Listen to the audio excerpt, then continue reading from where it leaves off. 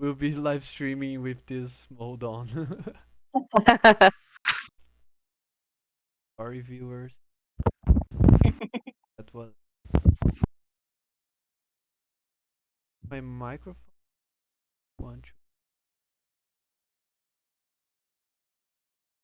You're good on my end. Yeah, you're good on. You're good over here. You're clear here. Yep, we hear you. On the bar on microphone. Oh.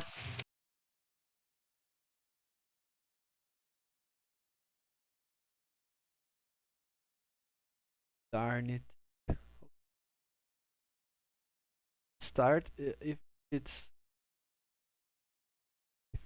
acting weird. Go on with as it is. Anyways, so we are back together finally after hell of a week. Who wants to give us the brief summary of the last session that we had? Last session, the party got very in over their head. Yes. Like there's our Always Sunny in Philadelphia tagline. The gang gets in over their head. What we've been consistently doing from the start, but now we're like really in over our heads. Mm-hmm. So we fought and essentially bullied some guys in glorious hats that we met on the road that ended up working for One-Eyed, what was his name? One-Eyed Darian. There we go. We took their hats and proceeded down towards the camp. Vida and I went to scout around each side of the encampment to try and find another way in. I got caught and used my disguise self to look like one of the people that we bullied and got the hats from, which then resulted in Ned and I going inside and talking with Mr. One-Eyed. And then while we were there, we discovered that he was working or starting an alliance with the necromancer that the rest of the party had met a while ago, which made everyone shit their pants just a little bit.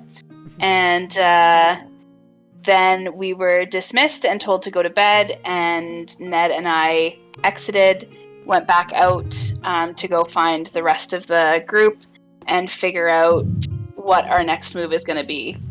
Hey, it's Deathstroke. Yeah. Kind of, ye old Deathstroke. He's so hot. Ariel, why are all your NPCs so hot? On that topic, my friends, I am forever calling his guards the peacocks from now on. Yes. Is it D&D if your Ooh. NPCs aren't hot? Come on. True. Darian Zaddy mode. Sorry. Are you, though? I think that's the No. thirstiest I've ever heard Blythe get. No, that was Lauren, not That's Blythe. not Blythe.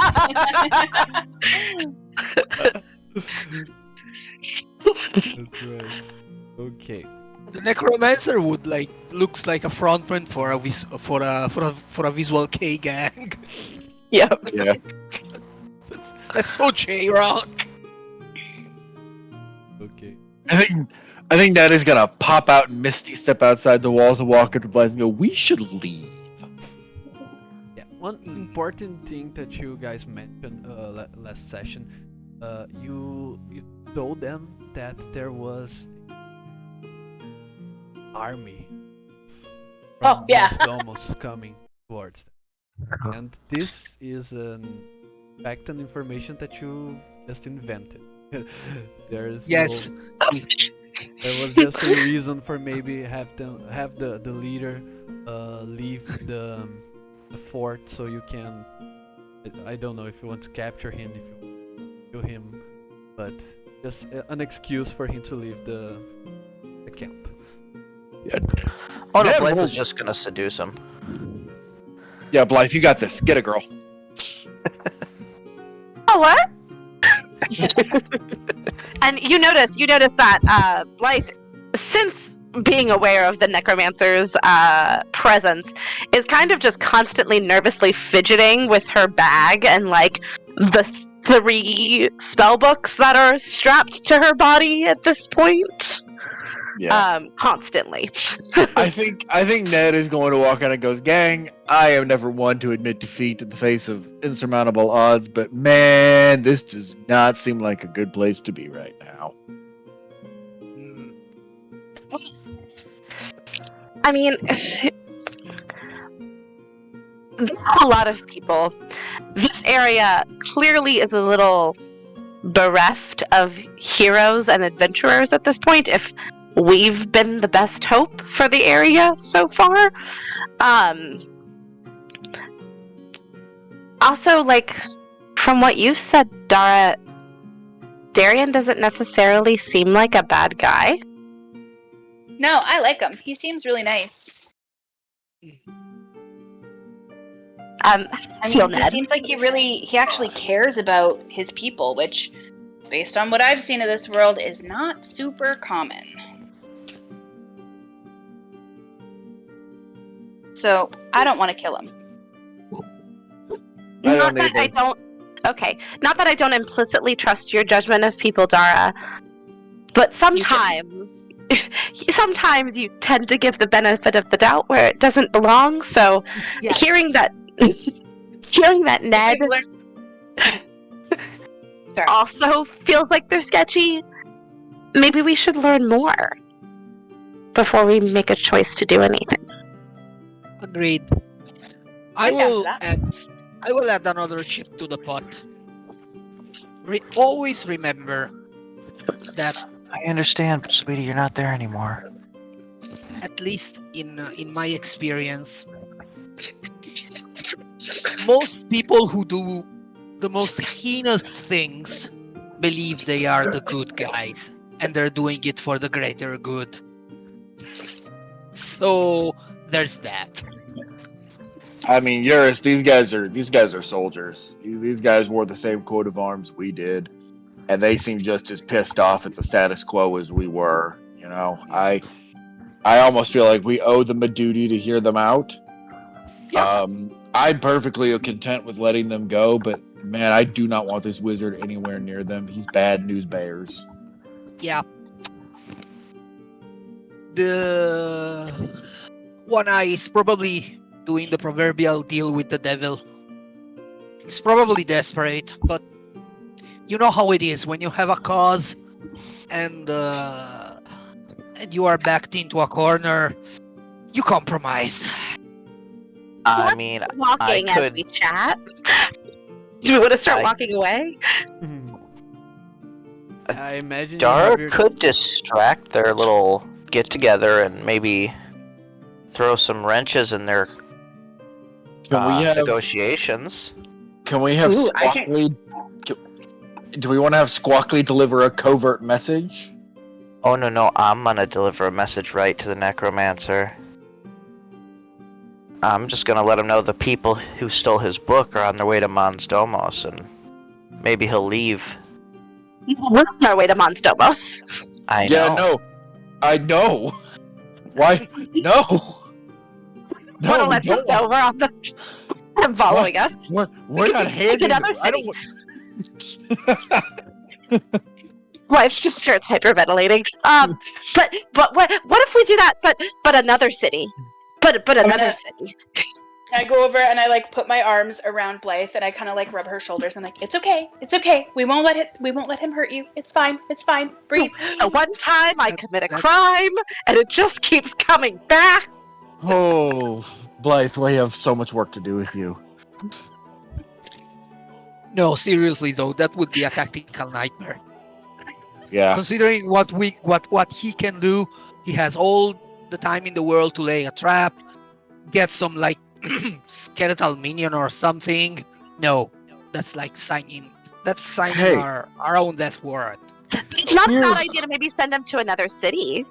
Here's kind of a weird question. This book is made out of like human skin, right? Thank You. Yeah. What if?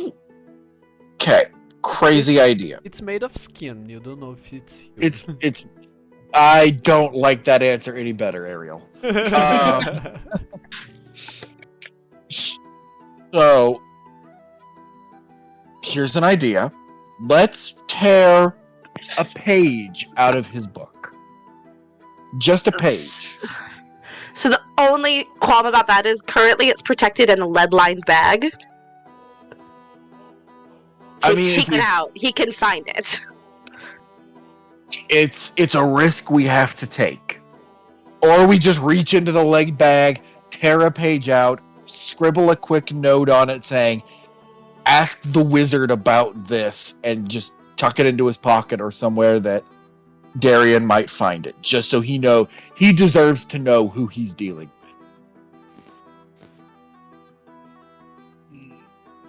with. I mean, I liked Vita's idea, just not to the city we're going to. But do we know, like, the name of Another big city in the opposite direction. What's the one to the north, like Tayug? Yeah. Let me show you the. Yeah, you can pronounce every name. You can pronounce however you are comfortable, but for me, it's more like Tayug. Tayug. Okay.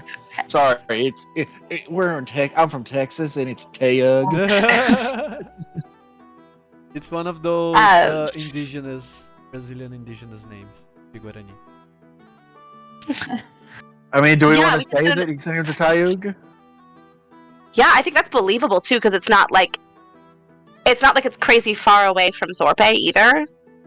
So like, it's not like we're sending him across the continent, but we are just sending him a little bit away. I have ethical qualms regarding releasing a potentially undead army on an unsuspecting city, but He doesn't have an army. He doesn't have an army right now. About the distance, if you want to make an history check. Mhm. Yeah. Oh, How long it would take? Ned's gonna make a negative one. Ned's gonna do a -1 history check. What the heck? Blythe will also make a history check. That's a hot. Oh wow, Ned. 6. Ned knows his geography. Yeah. Travel in the area. Yeah. I would say. Yeah, Blythe knows approximately, but Ned and Vita knows for sure that if you are traveling by horse-drawn carriage, something faster than on foot, it would take at least a week, maybe 8 days of travel from Thorpe to Tayug. And to Okay. march an army, it'll take even longer. Well, I mean, I think we just say to him, be like, to get your book, come follow us to Tayug. Like, if he takes us up on it, cool. If he doesn't, then no harm, no foul. I stand by whatever decision y'all make. How about this? It's Blythe is the one with the most to lose and the most at stake here. I feel like she should make the decision. Let's send him to Tayug. Because he's not, like, he's going there just looking for his book. I don't think he's taking a whole army with him, probably. But at least it gets him, like, it slows this whole, like, buddy pal thing between Darian and him down. And who knows, he may have had a backup spellbook and doesn't give a shit. But Blythe is going to go ahead and go into her just really, like, very simply reach into that bag that has the book and just tear out the last page in it and pull it out. Page. You want to Yes. to take out a blank page or a page with something? A blank page, ideally. Yeah, blank page. Okay. There are plenty. And then close the bag real quick. And write on it. She's going to write on it, to claim what's yours, head to the city to the north. Tayug is waiting. And fold it up. Come and get me, you dumb son of a bitch. Hey, idiot, that's your book we're talking about. Okay, so you probably know that Ayug is swamp. There are no cities. There is. Okay. Maybe you see some communities of people living nearby, but mostly it's just swamp, and some parts of the swamp are uninhabitable because of the poisonous gas.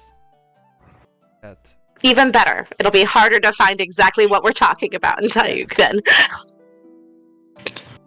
okay. Perfect. Before Blythe is going to do this, I'm going to give her a bardic inspiration for the inevitable deception check that you're about to have her roll. I have no idea what she's doing, but I am gonna keep hugging her and guide her.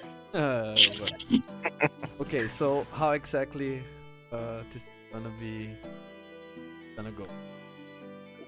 Describe. I thought so I'll go ahead and give the note to, I believe Daisy is still in bird form right now. So it's gonna be like messenger raven, basically. With like even just like a neat little tied bow to it. And I'm just gonna kind of whisper in her ear and say, "I'm sorry, you will probably have to disappear after this." And she's gonna send, but please deliver this to that scary-looking wizard that we saw. And then like she's gonna turn and look back and like, actually, fly around the camp 3 times in a circle, and then deliver it to him, so we can go, y'all. Let's start moving while we do this. And we're walking. So yeah, she's gonna like tell Daisy to circle around like up above 3 times, and then deliver the message to the wizard, to the necromancer, while we're walking away back to Thorpe. I'm trying to remember. There is a familiar that you can have. That is a cat with wings. Who knows the name of the? Oh my god. Yes. Just occurred to me that it is a perfect familiar for Blythe. It's a tressum. Yeah, Tress. Tresim. Yes, the Tresim. Yes. That can that be Blythe's familiar? Can that please just be her constant familiar? I have no idea what that is, but I'm intrigued. Oh my god! It has see invisibility. Oh, Yes. if we could just have it flavor of the tressum, like it looks like it and can fly. Oh. I'm okay. I just want it to look like it. It's fine if it doesn't have all the extra stuff. No. I just found him and I loves him. The Tressin. Yeah. No, of course you can have your Tressin. No problem. But I'll safeguard my DM ability of having like some creatures that have invisibility that he can see, and some creatures that have true invisibility that not even your familiar can see. Okay. I will 100% take that, and I will even trade that. Like, for me to have this kind of badass guy, I just won't chase Daisy's form. This is my baby forever now. Okay. Can smell, taste, or touch a substance and know if it's poisonous. So if we need a spider or small things, that's just got to be Squidly at this point. I want a badass fake cat that flies. You know, that's fine. Spidely will take that on the chin, if he had one. Okay. Yeah. Can download. Yeah. Okay, so Daisy flies around the camp 3 times before she lands next to the necromancer and delivers him the message. You are seeing through her eyes, or are you just concentrating on yours? As far as I can, basically. But if we end up getting out of the way, then I won't, because I think I only have 120 feet Okay. of So, sight. So let's say you're still yeah, just for flavor, let's say you are still Seeing. so I can describe the scene. Yeah, sounds good. The necromancer looks up to your cat. You had Daisy the time that you met the necromancer for the first time, right? On his cat. I wasn't a wizard yet. Ah, you was. So it was Squidly that went there invisible, right? Mhm. Yeah, it's Squidly that did it last time. Okay. Anywho, he makes this you know the interrogation mark face. Yes. Makes that expression of questioning on his face. He comes close to the cat, takes the page, and before he opens it, you see that he understands what that note means. Just by touching the parchment, knows where it came. Ooh. Puts the page on the inside of his robe. He gets up. He can hear greeting goodbye, Gary. Taking your cat by the neck skin. I don't know. Dismiss him. Dismiss him. Get him out. Get Daisy out of there. As soon as I see that he grabs Daisy, I'm gonna just recall her back to me. Guys, we gotta go. Let's motor. Dipping. Okay. And let's say we're like a solid mile away at this point. Running back to Thorpe. Yeah. Like I'm sending Squidly ahead to make arrangements to get us like a cart to Mons Domus and get out of here as fast as possible. So, you guys travel back as fast as you can, and you see the town of Torpe in the distance. What do you do? We have to return the hats. We told them if they'd work the stuff off, we'd return the hats. Right. And then here. Since remind me, it is the same day that you met these guys on the road, right? Yes. Yep. Okay. So, let's say you walk into town and you all can see the 5 of them. Like one of them is painting the wall of a house. The other one is fixing a fence. They are all, and the other one is sweeping the streets. They are all working. You know what? I'm into it. I'm into it. Maybe we tell them to go back and see if Darian One Eye wants to help the people of Torpe.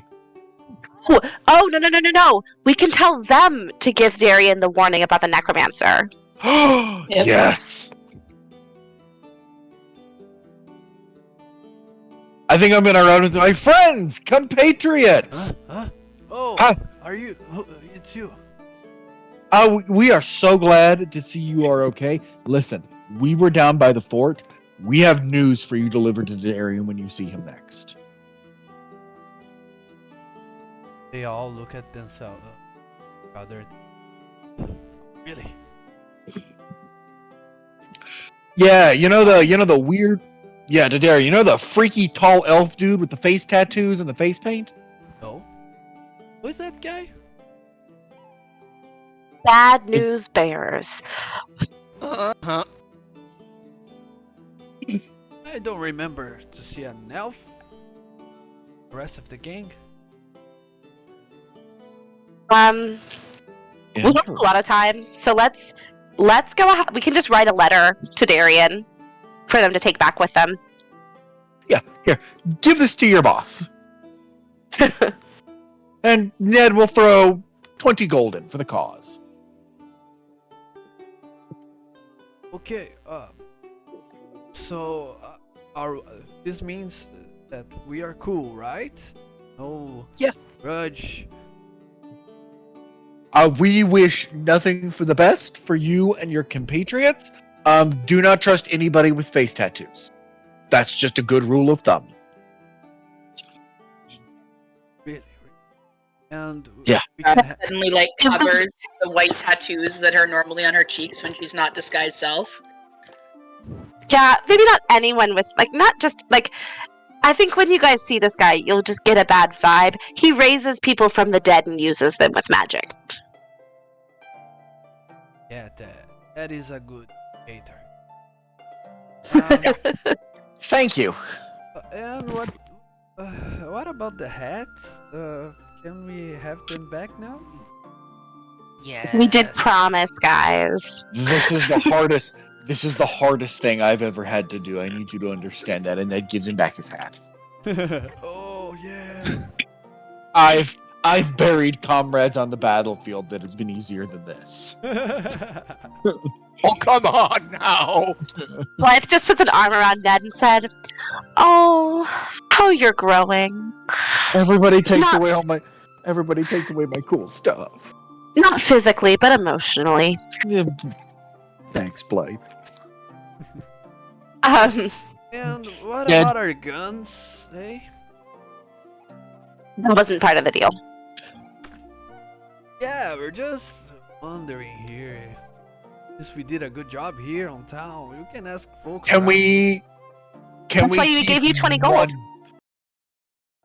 Can we keep one gun? Two. Sorry, my microphone and my headset turned off for. Oh. Let's repeat the last part after what I said. Can we keep one gun? And then Blythe chimed in. Two. Two guns. I think you guys are negotiating backwards. We hold I- all the power. We tell them what Yeah. we need, right? They get the hats. We gave them 20 gold. They got an honest day's work in. And they their get to hat. stay alive. And they get to And stay they- alive. And they don't get turned into zombies. There's your deal. You can buy new Edith. guns with 20 gold. No, you can't. Vita, Vita's no taking helping. all the ammunition, and she's gonna put the blunderbuss down, and she'll put the regular musket down, but she's not giving him the rest of them.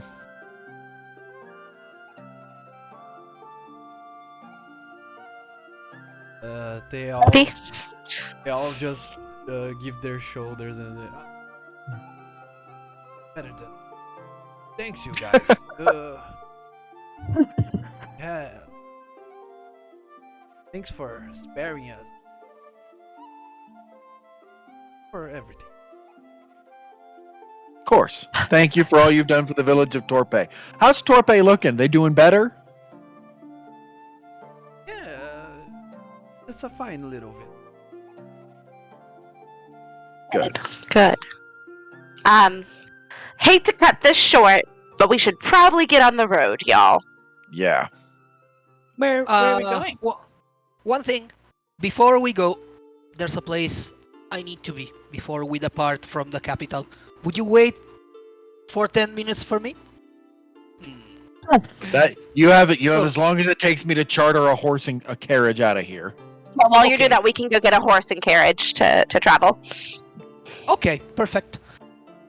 So what Urist does is go to Fish's house and get the names and the physical description of his parents. I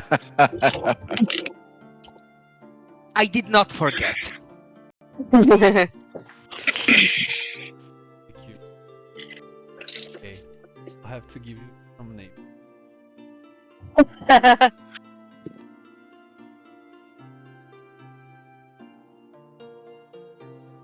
So, Urist, you are welcome in house. See him already much better than compared to when you first met. Now he looks like a little guy playing around with you. Oh, You're that funny speaking guy, right? That came here that other night. yes. The funny speaking guy. Hey, you speak funny. Ah, I don't know if I should say that. it's fine. A lot of people do. Glad you're up, kid. So, don't mind me. I'm just passing through. Me and my friends are going to the big city. So, I was thinking if you can tell me the names of your parents and what they look like, maybe we can try and find them for you. Oh, we're going to the big city. Hmm. I always wanted to go there. No? They say that there are houses size of a there are the size of like 5 houses on top of each other. And I heard there are castles and palaces. Huge. Yeah, I believe that. Oh, you I don't know. you never went there. Oh, no, you see, kid, I'm a dwarf. We have cities, but they're like underground in big caves. And I'm sure that like when you are when you're a bit taller, when you're a bit older, you can go to the big city yourself. But not now, because you've been sick and you need to recover. So you have to be a good boy and obey your sister. Okay? Okay. Oh, so you asked for my parents' name. Uh-huh. My mom is called Agnes. Agnes? Okay. Yes. Agnes. And my father, I don't know if it is a name like Ish or like name that, but most of the people that have known him tend to call him Black Helm. Don't know if that's a nickname or Blackhound, eh? Oh, that's not ominous at all. Ned doesn't hear this. Okay. And like, what do they look like? You don't have to like make it up. Like, just tell me. He gives me a description, and I'll be good. yes. Some people say that I look a lot like my father and my sister looks a lot like my mother. So try to aim for people looking like us, but Okay, kid. All right. Thank you. Urist reaches out to ruffle his hairs. Be good, huh? Maybe one day we'll see each other. Maybe in the big city. Be well. if you Bye. find some nice toy on the big city, bring one to me, please. Sure. Sure thing, kid. It's a promise. Okay, that done. Urist rejoins the group. As does Vita, who was following him the whole time, making sure he was safe. Stealthy bitch. Yep. Okay, so you are all together. What do you do now? I think while that was happening, Ned was looking for like a cart or horses for us to use Yes. to go to Mons. Yeah. For how much?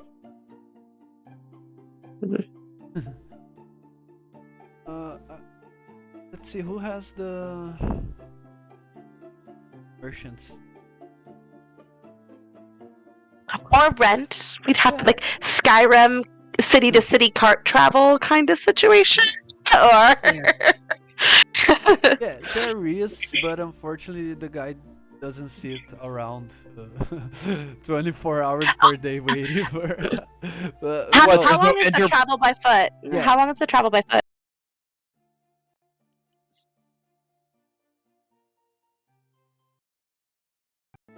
Swear to God, my headset is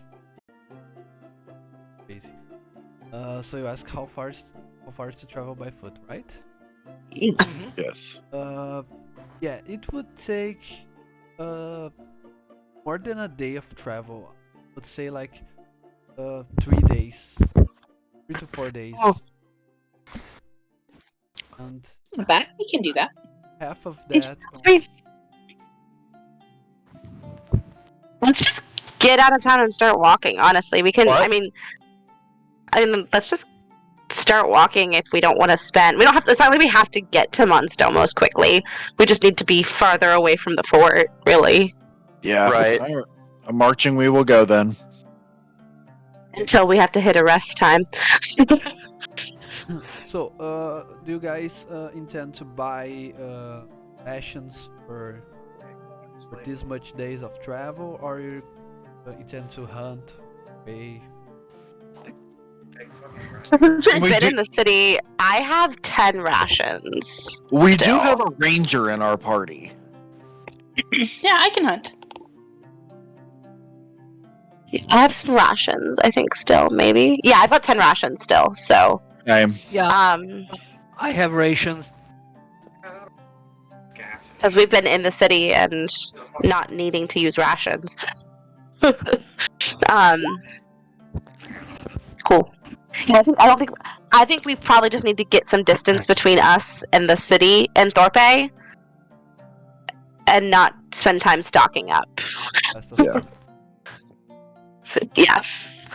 So, guys, it's 4 days of travel. Let's make 4 checks for random encounters.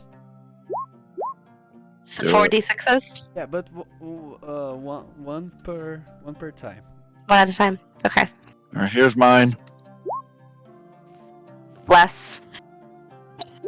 Oh, Dave! Last one. Sorry. Ugh. At least we have a 6 too. Oh, wait, It's okay. We No, need that's something to a- do. that was a d20. Never mind. Oh wait, we don't have. I don't think we Mine have. rolled it. It just Oh, rolled dude, just to the GM. Yeah. the stupid whisper thing. Yeah. That I just cannot turn off. Yeah. Damn. Yeah, and there's no since my PC doesn't show me colors. There's no indication that was only to Different, yeah. We're doing great, guys. We're doing great. Okay, so All right. no 6s and a 1. Okay, so what happens your way? As you walk through the countryside, the outskirts of Thorpe, toward Mons, you see this time of the year is very warm. It's very sunny, so you don't have there's no rain slowing you down. Very easy to travel by. So you go faster than you first thought. The first hours of travel are very calm. Don't see any travelers.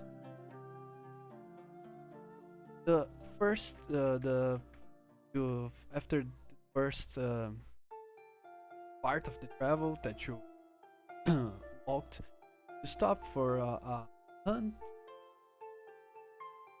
eat and drink on your first rest, then you continue for a little while longer. This time you can see in the distance what looks like,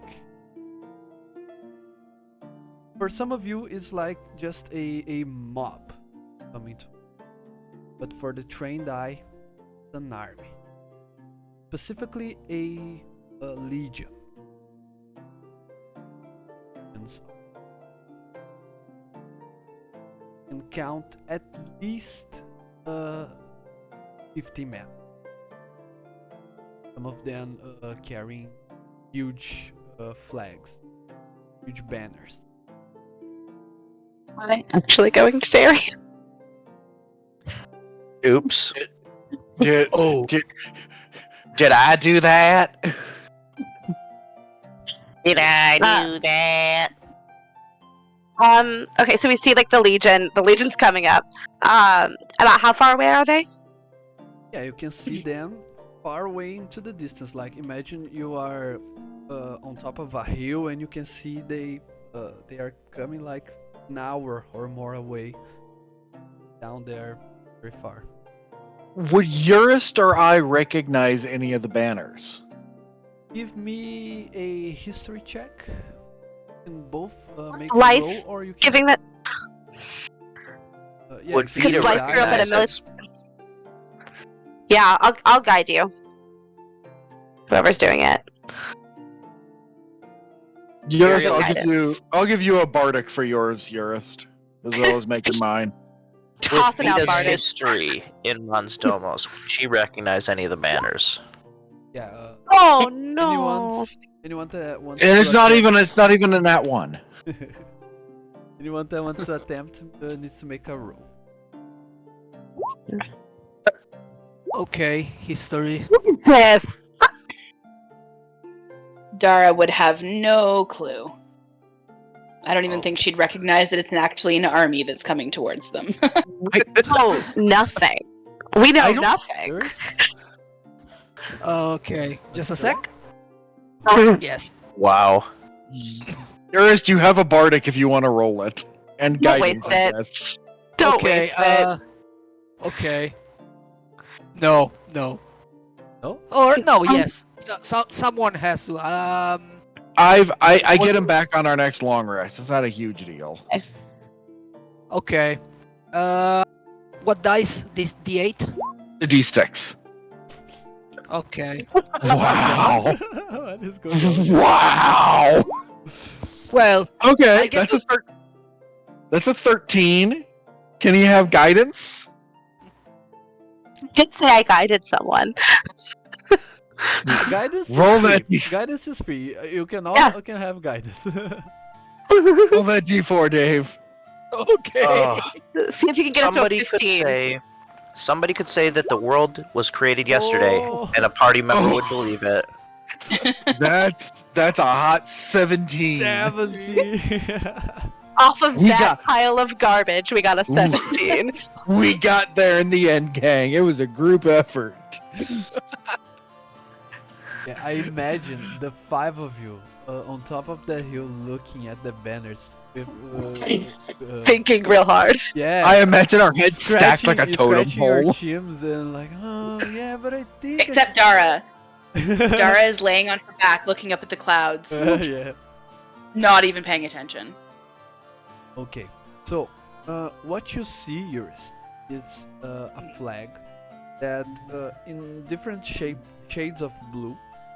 It has the drawing of what looks like an S that comes a letter S, not an S, but the letter Okay. Oh, the fabled donkey army. that is drawn in diagonal, and you can see that the first half, the upper half, looks like a half moon, and the lower half looks like a wave. So, Oh. not from the ocean part doesn't make sense, but from a lake. So you Okay. know that is the flag of one of the noble houses from Mons Domus, which is the Silver Lake family. The Silver Lake family. What do I know about them? They are kind of your they are very loyal, and they don't they don't cause much trouble for the emperor. They're more like Mhm. they're one of the most loyal dogs. Okay. The emperor knows. Okay. Does it look like these guys are like how do I say campaign ready, or does it look like more that they are the retinue of noble on the move. Raid day. Yeah. They look like they are marching towards somewhere. They don't have like their weapons at hand, but they are prepared for any circumstance that might come around. Okay, but they don't look like they're just accompanying like someone important. They are effectively like a military detachment on the move. Oh, they look like it looks like that they are led by someone important. Hmm. But it might be a general kind. Okay. You Do guys we wanna want to go try and schmooze? talk to them? Do we want to talk to them, or do you want to hide and just let them pass? I think Let's if let we them- hide Yeah, and let's get let them caught, pass. it'll. Okay. I No, I recognize think the Well, I I mean, we're not recognize doing anything. the family crest. They're loyalists. I mean, we're not doing anything sketchy, though. No. But your elves. No, I'm gonna use no. myself to look human. Then we're good. Because we're pretty politically acceptable in this area for the most part. I mean, good lord, me and Urist are veterans. And I'm the daughter of a military man. And if As Blythe pulls her hide- gloves on. if we hide and we get caught, it's gonna look sketchy. Versus we're just walking. Guys, Unless let's go people aren't allowed to walk schmooze. here. We'll just move Okay. aside when they are passing by. Mm-hmm. I got a bad feeling about this, but okay. I also kind of have a weird feeling, mainly just because one of us rolled a 1 in metagame Cuckoo Land. But more, I mean, like, I think Dara's right. Like, if we hide and get caught, it's gonna be way worse than like trying to see what is up at least. Yep. Okay. We'll put our best talking faces on, won't we, Ned? Yep, let's do it. Okay. Let us be true and honest. So you are not stopping. You are continue on. Mhm. And when you meet them on the road, you're just gonna go sideways. Yes. Of Move course. away from him. Can I watch the rank and file, see if there's anybody I recognize? Yes. Yeah, but they recognize.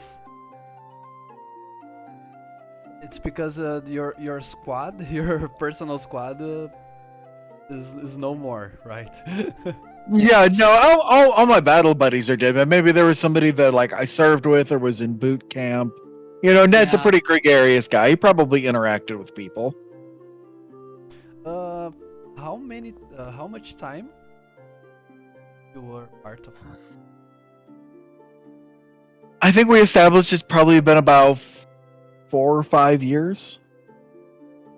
So as you move away from It's been however long since like the war officially ended because he was his company died in the last big battle. okay, that's a bit more time because the 20 years, Oh, 30 years. well, Ned is only 37, so maybe it was more like 4 or 5. Yeah, 20. Let me just go. 20 years ago, the war ended. The peace treaty was. Okay, well, Ned would have been 17, so let's maybe say it was like 10 years, like 5 years ago. I'm going to hide in the back as much as possible and try to like cover my face with my hat. Even though I'm disguised, I'm still trying to hide without looking sketchy, but I don't know what not looking sketchy means, so I'm just kind of hiding.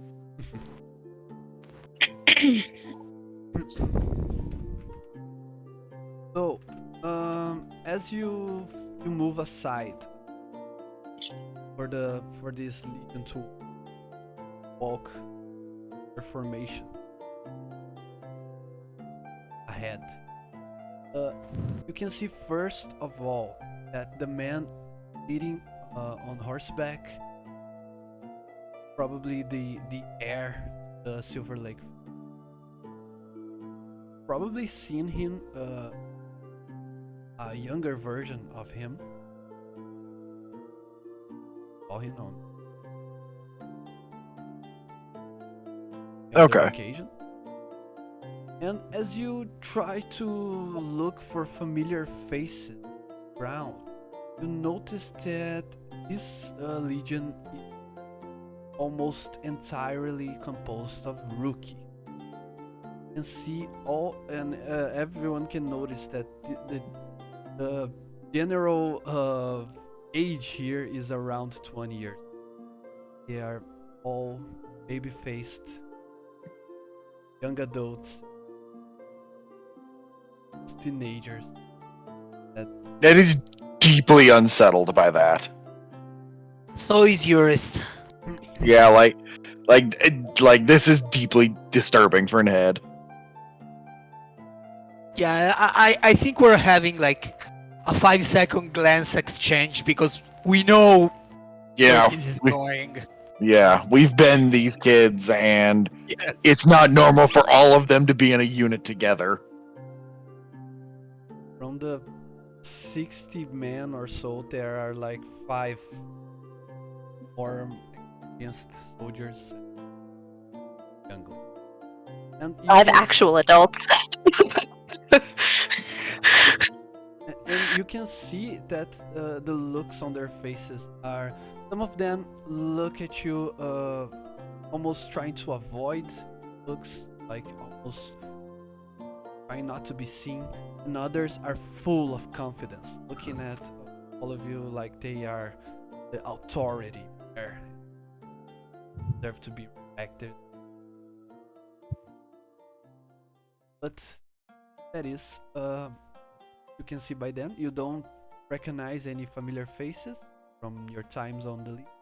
And also you can notice on the back, after the whole of the army passes, you can see someone that also wears like a huge armor, like a full plate, but that usually only the most rich and the nobles can pay to wear at a full. But this man or woman, can tell because the helmet, is wearing it and riding on horseback, and he looks uncomfortable wearing it. He moves kind of weird, kind of odd. Rides the horse the way he walks very, very. And again, you cannot see his face, his or her face.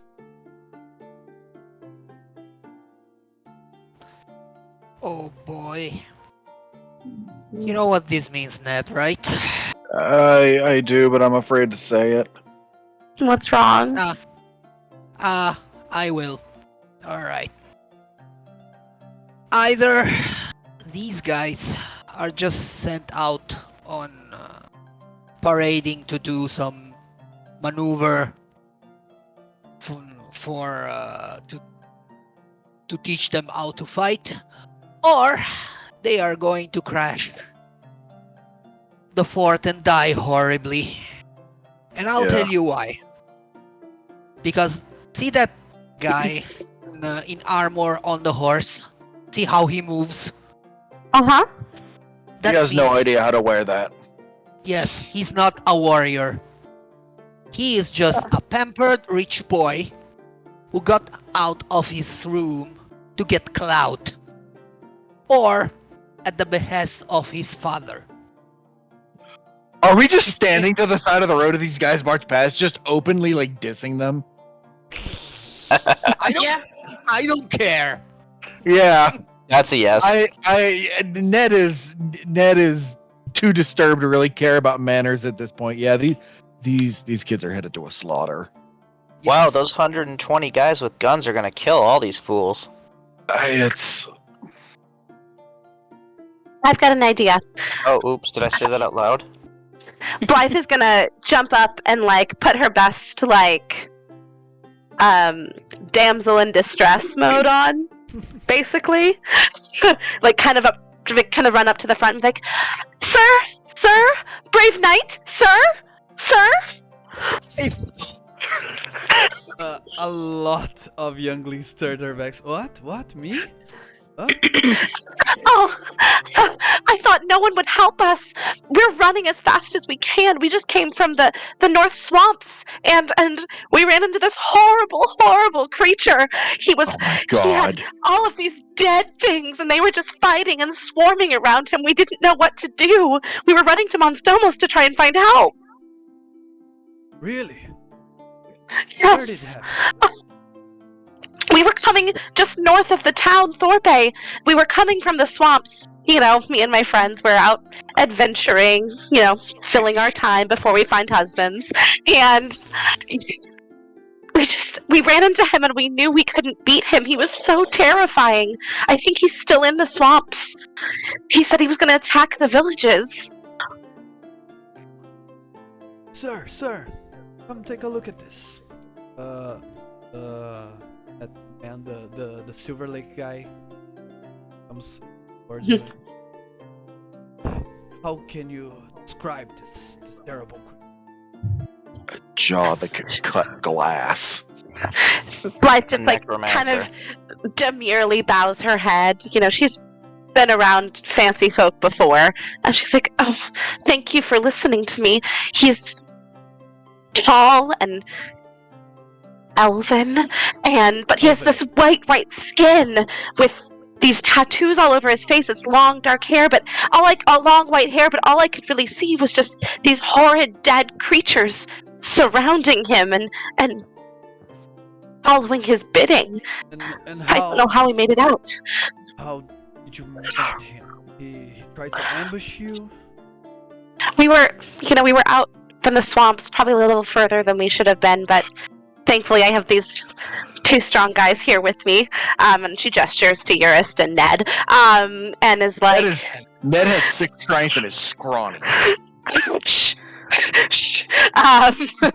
And we were out looking. You know, there's just some like little pinboard postings in Thorpe. Someone had lost something up there, so we were trying to find it. And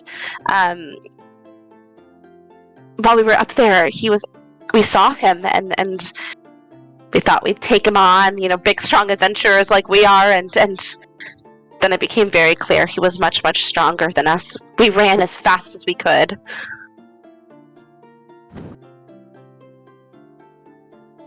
Yuri's just like nods, saying nothing. Like, yeah, yes, totally, yes.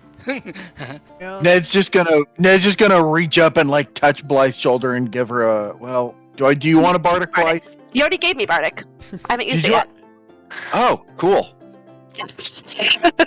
And are you... I see. Would you be interested in helping us try to capture the elf? Would you help us? I mean, we didn't assume we could be of any help to a grand army like you, but if you could help us find him and use the might of your army to take him down. We barely That'd be escaped with our wonderful. lives, my lord. We lost one of our compatriots to him. Or Daisy. I can... I'll be frank with you. You can serve as bait for him. Because he Wait. probably not try to. He'll probably not be dumb to try to ambush. Army, ours.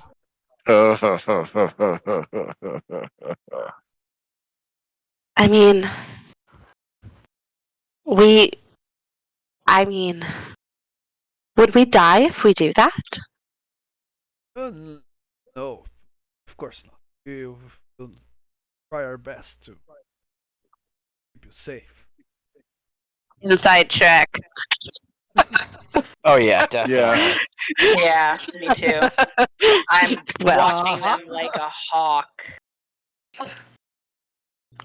Even with my Nubble charisma bonus, you guys are all more insightful.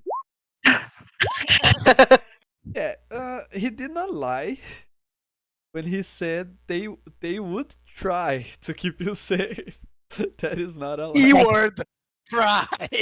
Cool. Yeah.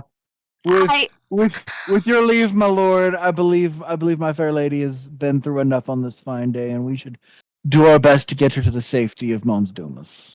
I think I'm giving up adventuring for good. I don't know what had taken me over. And if we were distracting you from what you were supposed to be doing, then by all means we'll head into the city and let the officials know so that someone can take care of it. We just saw you and your mighty army. I have to escort this young woman to her betrothed. She's been out on her gallivant, as it were. Blythe is gonna pain her so much, but she's gonna pull out the necklace that has her old engagement ring on it. Really ham it up. Have we ever seen this ring before? No. Absolutely not. And for good reason. Ned clocks it, like raises an eyebrow, and then like makes a mental note to check on that later. Okay, the So if you can't handle it, if you need us to reach out to somebody else, we'll do so. But I don't think I have it in me to face anything horrible again. I'm gonna go take my rightful place with my true love. no need. The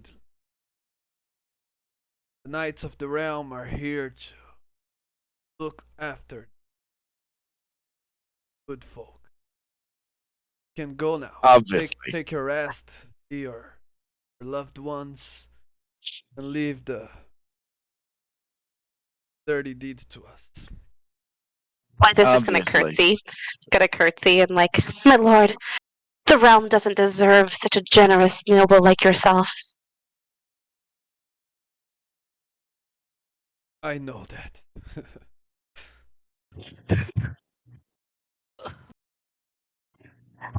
Thank you. We'll go take a rest soon and prepare for the rest of our journey. Thank you. I feel safer already.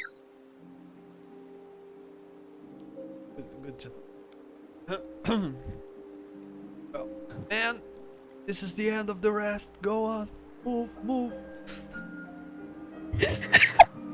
As all of the young soldiers shyly give you goodbye, you can see they all turning their backs and heading on again to. Can I do an insight check to see if there's like one of these kids who is like maybe the one who like is looked up to the most by these other recruits? Yeah. Oh. You can. Can I like Yeah. 19. I think Ned is gonna isolate the kid who's like the lead, not like in charge, one of the adults who's leading these kids to slaughter, but kind of like the leader of this little ragtag bag of recruits, and just kind of speak into his mind, like lock eyes with him and speak into his mind and says, "Do not let them kill you for their gain."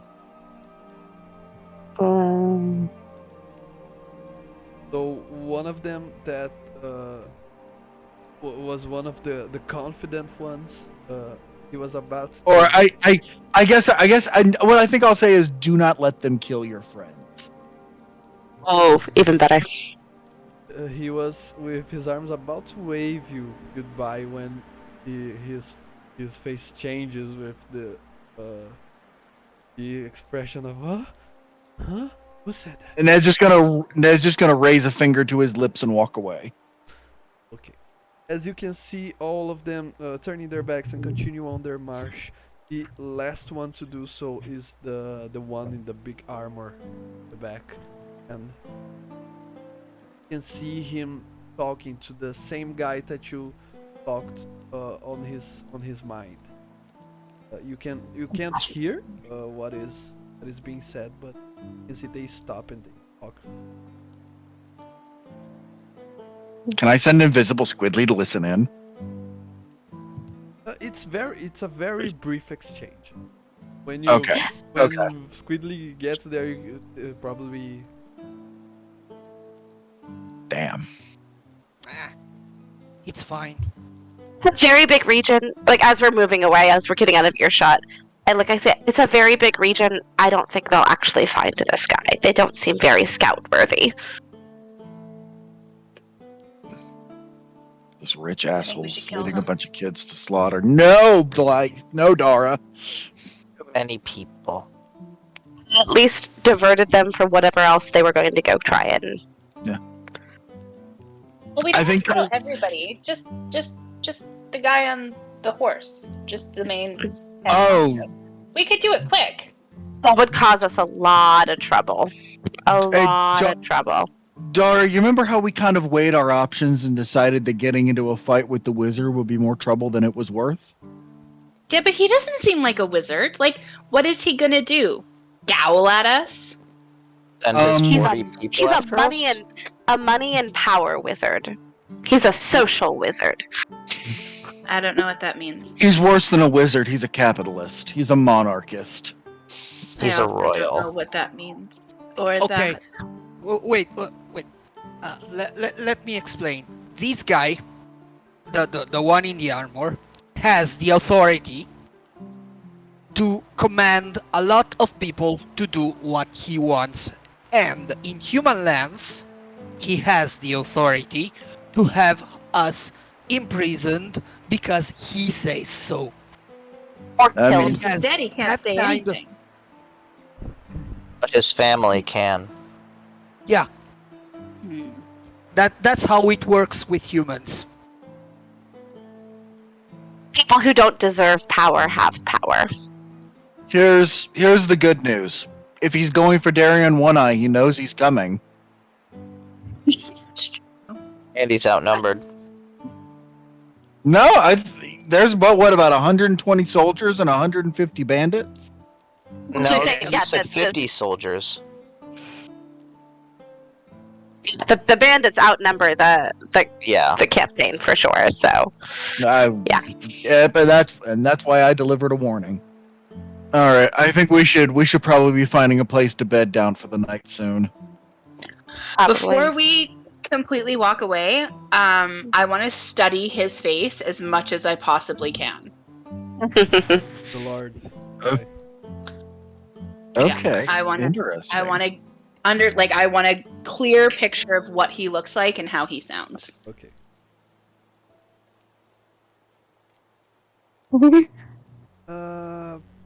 Perfect. Okay, so after that encounter, walk for a little while longer, then you rest for the day.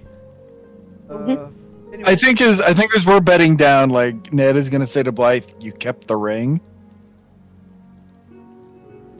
I don't know. Yeah, it's not an accusation. I'm curious why. Yeah, actually, I am too. Why would you? Just because he stopped loving me didn't mean I stopped loving him.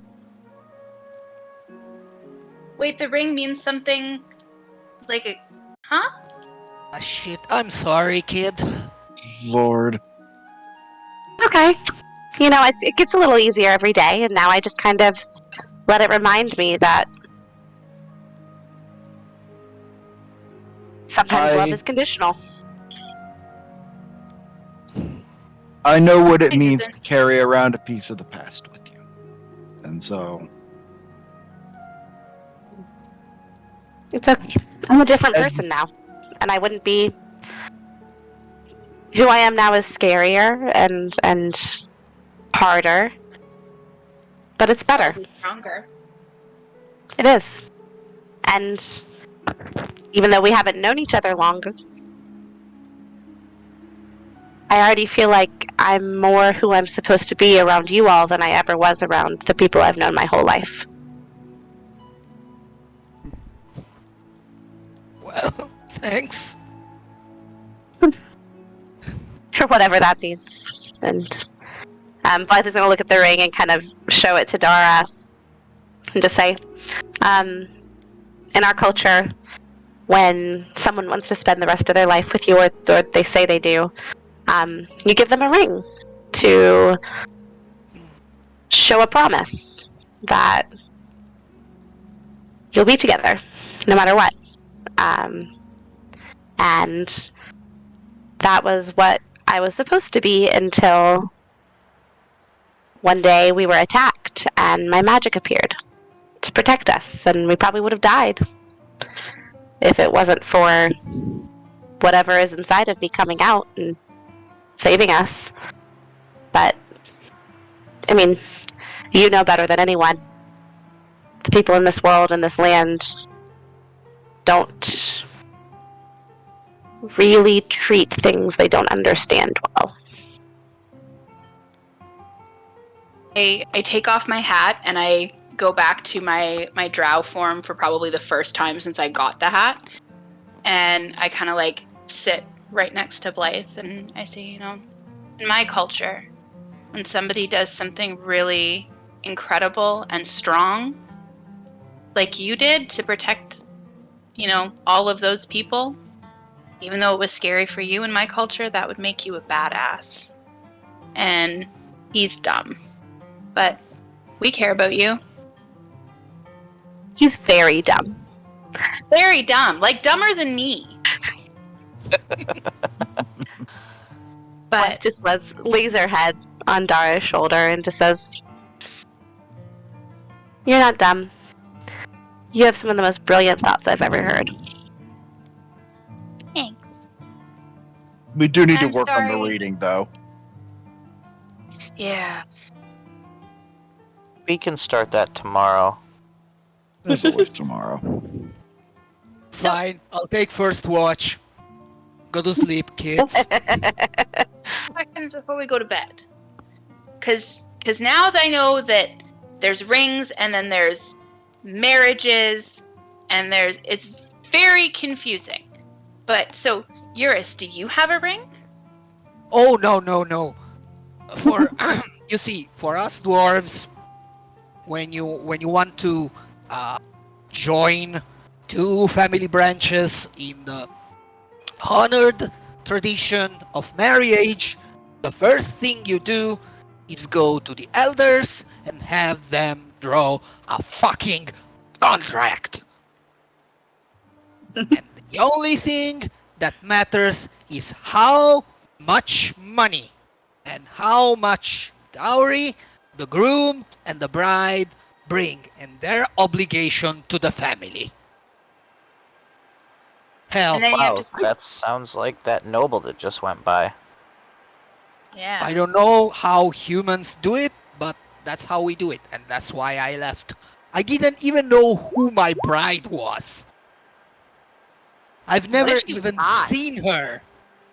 What if she was hot and you ran away from like the hottest dwarf that's ever lived? I don't care.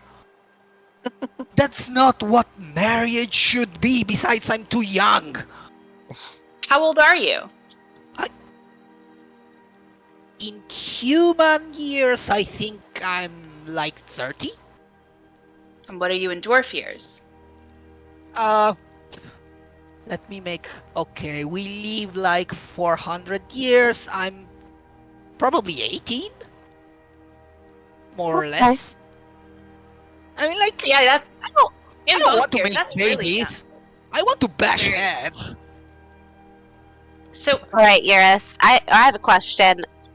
Mhm. Someone told me when I was growing up that before dwarves get married, they have to braid their beards together. Is that true, or was someone just messing with me? No, actually, it depends. Because, okay, beard braiding is a tradition that's, how can I say it? What's the word in common? Exclusive to some clans. For example, from my mother's side, it was like something sacred. From my father's line, from my father's clan, it was something that you could or could not do. It depends. It depends. It's more of a social thing than a tradition that's written in stone. To be honest, like I don't know. If you ask me, it's only a relic of the past. But then again, It's complicated. Seems how would you walk? No. You actually put it in. Okay, let me show you. Like, Urist takes his beard, who is very free flowing, and put it in his belt. See, like this. Oh, okay. See, I thought you like braided your beard with the other person and you braided it together. I don't know. I think it was drinking when someone told me that. No. It's your bride or your groom's family that braids the beard to show that you are accepted in their clan. Gotcha. That makes more sense than what I thought was happening. So, Vita, were you married? Did you marriage? No, we don't really do that. It's more like when you feel the time is right and you meet the right person, things just happen, and if it's right, you'll have a family, and if it's not, it won't. See? This is how it should work. How uncomplicated. Yeah, well, we have, we're pretty quick as far as our lives go, so... It's just How a old are sense you? that we have. Oh... I'm not too terribly old. So do your people not live very long? If things go really quick, like, do you mean that you'll die soon? Please don't die. I promise I'll try and stick around for a while longer. How about that? Well, how much is a while longer? Because they all seem like they're gonna die soon. So. Oh, I I've have a lot of probably life got another 60 years. It's just that, you know, Only we 60? tend to... Well, you know, we can't all be elves. 60. Man, we gotta find a way. I mean, like, I've heard that, like, there's potions that can, like, get your lifespan longer. We gotta get you one of those. 60 years is nothing. Yeah, who wants to I know. live forever? That's my thought. I'd rather live the life that was meant for me It's than not watch about how everyone I long love you die. live. It's about what you do with the time you're given. Yeah. You could live to be 400, and if you never do anything, well then what was the point of living so long? Well, Vita, I think we've all accomplished more than most people in my village will the entire lives already. And we've barely Well, just started. It sounds like that's not hard to do. All you have to do is open your mind and be open to other possibilities to do more than your village did. You're not wrong. Yep. I can see that. Most of my people never left, like, their glorified cave. Oh, How dull. so since we're gonna teach you how to read, I have a very special surprise for you once we get to the capital. I promise you'll enjoy it. Ooh. That sounds ominous but fun. I'm excited.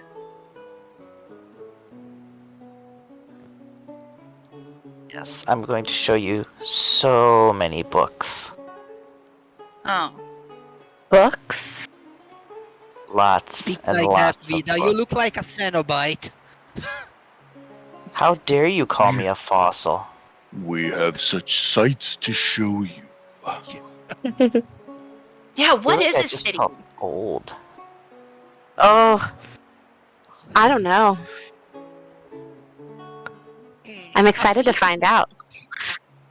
A city is lots of building cobbled together. Like Thorpe. Only bigger. Magnify by about 100. Yeah, something like that. Yeah. That many people live in one place? Oh man, you are not going to believe it. And there's so much shopping to do, so many things to buy, and the food and the drink. So many idiots without purse strings. Are there people like me there? No. Dara, there's nobody like you. You're one of a kind, and we wouldn't have it any other way. One in a Vida billion. reach over and ruffle her hair a little bit. Guys, No.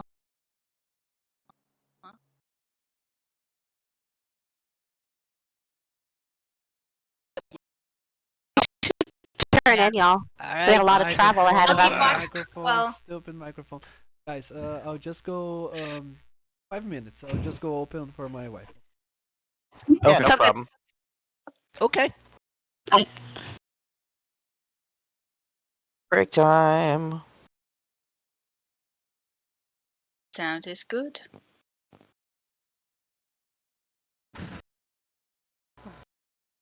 Did you guys see the Arby's dice were on sale? Yeah, I saw that. They already sold out. I'm not surprised. There's going to be another, in 4 days, you can try again. There's a second shipment on the 21st. Honestly, though, if I'm gonna buy dice that just dropped, I want to get the Kryn Dynasty dice that Critical Role just Oh. dropped. Oh, yeah. NADPOD released dice. I want those. I just want to get one of the old Dagger shirts. Best boy. Sad Dagger Boy. My God, I can't favorite. wait till next season. I want to know what happened. Oh, because you've Or- not watched the campaign, just the cartoon. No, oh no, I misspoke. No, I meant I want to see what's gonna happen. Like I'm, like, Oh, yeah. I'm up to date with the campaign. Oh, Sad Marble Boy. Right? It's like when they switch over to the other half of the cast, you know, are Marisha and Liam gonna be playing all 3 of their characters each? No, I think there's only. You mean I think they only have one character left alive now. At this point, It'd be so much No, fun to I- watch them try and play 3. no, Matt has said he once their campaign's over, he takes them over entirely because Yeah. they have to know things that they wouldn't know as players, basically. Right, because it would ruin the Mhm. experience. Yeah, but I don't think we'll see that group until June, to be honest. Probably not the way it's going. Well, and I didn't. It dawned on me last minute they were taking time off, so Marisha was training for Creator Clash. Yeah, that didn't go too well for her. I mean, her goal was to last 5 rounds. Did It she? wasn't to win. Yeah, she Yeah. lasted all 5. I mean, She got her the ass only beat, but she way- lasted all 5. I was at work. I couldn't watch. As somebody who has tried to box before, lasting 5 rounds in a boxing match is fucking Herculean. Oh yeah. And she Yeah, competed Haley- against somebody who competed last year and has been training for 2 years versus Yeah, her it's kind 6 of months. one-sided. And My is favorite thing 13 was years watching younger Aaron- than her. 13 years younger than her, is 5 pounds heavier of muscle, and 2 inches taller. Yeah, That's she was not a not going to fair win that fight. battle. No. Well, My I favorite- mean, My favorite thing was watching Ego Rack direct shit. you could tell all of the people who lost last year spent the year training and knowing what they fucked up on training last year, basically. Mhm. The training arc. Yeah. And Um, Marisha said right from the get-go, she was happy to play the villain in her redemption arc. She was like- Let's go. all she cared about was leaving everything in the ring and lasting all 5 rounds, which she did, and she still won what was it, some kind of award. Best like walkout. She had the best walkout, hands down. Her hype shit was dope. Oh yeah.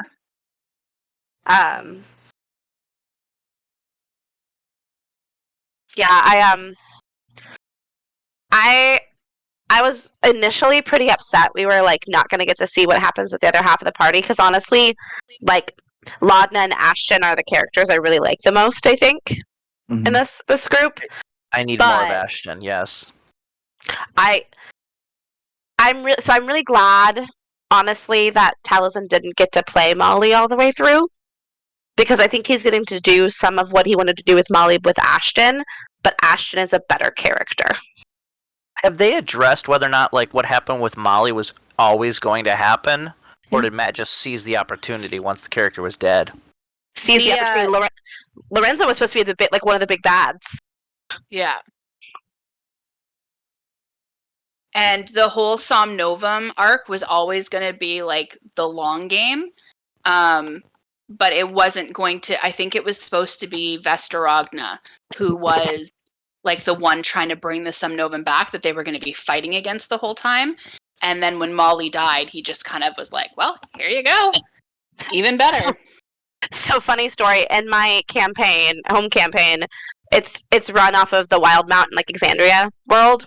And we started in the Savalier Wood with like a Melasmere, like lead-in to eventually go to, and now my DM's like, well, might as well wait that out for a bit. See what happens here, because we started in like Shady Creek Run and like in the Savalier Wood. So I think she's gonna put a pin in that until some of this stuff starts to wrap up and she knows what the fuck is happening with that area now. Fair. All right, Marisha won the Unsung Hero Award for Creator Clash. Awesome. Just throwing that in there. I was like, I found it. Unsung Hero. We'll also say too, like I feel like as much as I was like really disappointed to not get the other half of the party for a while, I think where they're at is probably going to be a lot more high stress than where this half is at right now. I think they're in like much more of the shit spot basically, from what I've gathered, and I didn't realize until like an episode in or two of how much I needed a little bit of a breather from like the constant like high stakesness that's been happening over the last like 25 episodes. It was kind of a nice cathartic moment with like getting a bit more of Chetney and FCG like character development and a little more comedy for a bit with Abria and Christian and gay robots and all the good stuff. If we want comedy, all they have to do is bring Will Wheaton in to guest star for the other half. Yeah, I'm interested to see what happens, whether or not like I don't know. I'll be interested to see like where they're at, like if it'll be interesting. I mean, I need Terry, I need Grog, and I need Pike yet for this campaign. We've had everybody else. Scan man. Yeah, but between Scanlan and Terry, I want to see Sam play more Terry. Oh, but I just want to see Sam play X's again, but this time with Ashley. Hey, we don't know that they ended up X's yet, because we haven't seen Pike yet. No, we have seen Pike. Oh yeah, we did, that's right. And it's canon that they got divorced. Yeah, they decided they were better friends. Yeah. Well, that was always obvious from the get-go, but... I love that in this campaign, Sam Riegel is the first one to get an actual confirmed love interest. Of all people. I mean... Sam and Travis are the ones who confirmed like love interests on screen that aren't just like sapphic teaser plots. I was gonna say, yeah, don't the two girls already kind of have a thing going? They're doing the will they won't lead sapphic rough love shit that breaks my heart. Yes. Just if they don't actually have it happen, I'll be mad because that's such queer baiting. Yeah, well, it's not just that. It's like you've been teasing this by the time the campaign ends, probably 120 episodes again.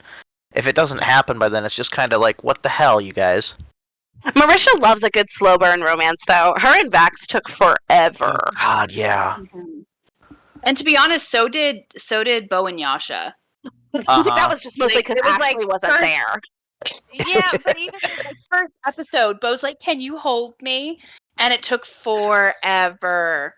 That's Ashley's fault and Matt's fault. Matt just kept turning her evil and sending her off, and she kept doing other things. And Working on blind spot.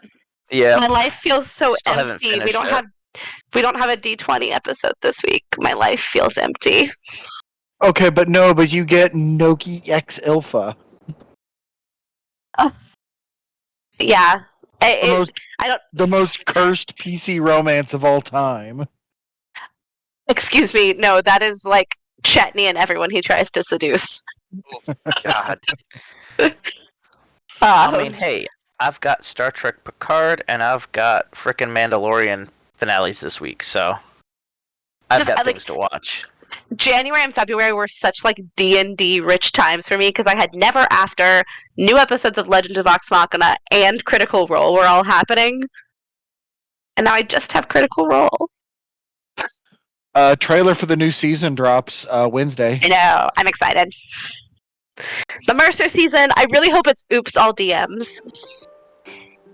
I'm trying to guess the setting. Do you think it's going to be a new setting or a revisit? I think it's new. I don't think anything lines up enough with what we saw of the set. I think it's going to be. Starstruck, but it's not. I don't think Brennan would have someone else do Starstruck with his mom. I think it's going to be a fantasy high season, and it's going to be in the Baronies. And it's going to be like a political intrigue game. Uh-oh, be we here for just that. lost somebody. Oh no! Or at least Did we? disconnected. Yeah, I think we just lost Blythe from Roll20. Oh, I'll just need to roll. I mean, I'm still connected here. Sometimes just Roll20 just Oh, there we go. grosses out on me. Oh, what was it? Somebody said that in the campaign settings, like on the main page, maybe it's set to always whisper to the DM. Like, it's not in your personal setting, it's on the campaign settings. Why would it be just her? I don't have a clue, but like you said, you looked into it and couldn't figure it out, right? Yeah. Welcome back. I've been, while we've been talking, I've been fiddling with it. I'm just going to see if I fixed it or not. I'm just going to roll a d20 to see if it will... Nope, still rolling to GM. Weird. Hang on. Are you rolling from your sheet, or are you rolling from the toolbar? From the toolbar. If I roll from my sheet, it rolls normal, but if I roll from the toolbar, it whispers it. Weird. What happens if I go... Yeah, her sheet is set never whisper rolls. How do I type it again? R space.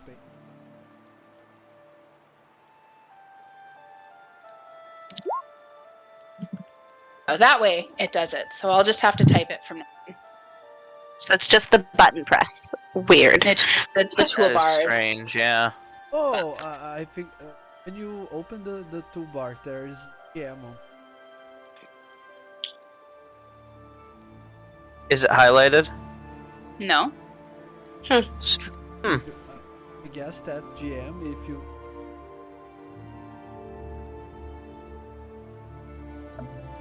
Weird. At least we have a at least you can. There we go. That fixed it. I just turned it on and then turned it off, and that fixed it. Good call. Good old IT tricks. Yup, I was just about to say the same thing. only took us 10 sessions. Finally found out where the problem Did you was. try turning it off and turning it back on?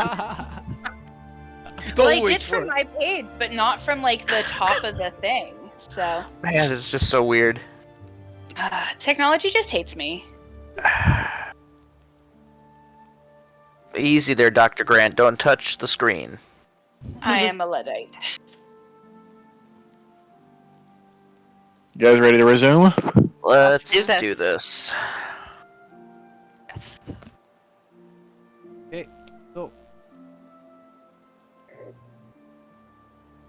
are camping in the middle.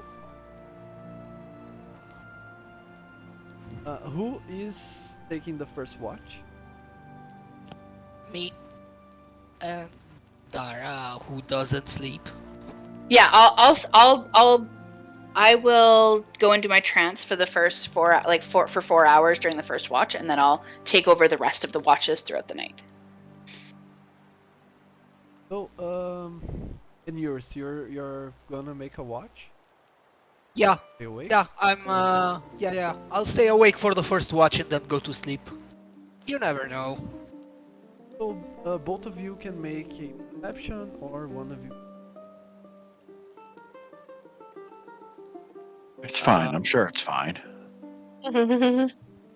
Are you perceptive? Uh, Because I'm pretty perceptive.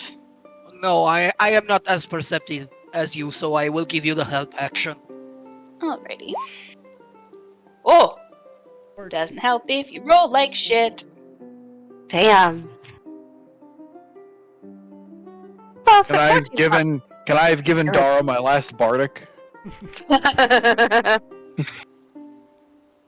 Too late. for Damn. that.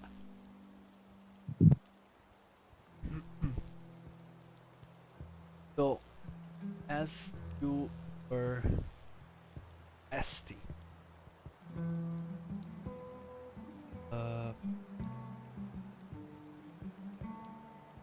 at the bonfire light,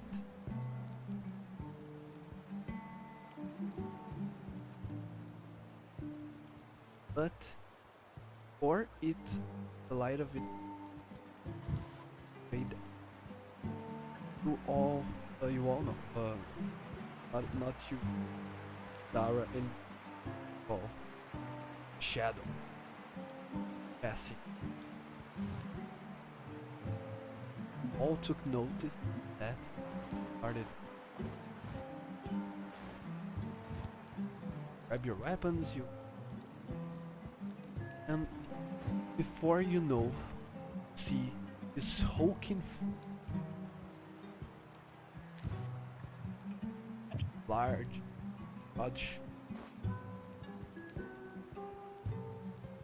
very large. Sure, comes close to you. Here, trying to. Shh. Come on. Didn't say anything. Don't make a hassle.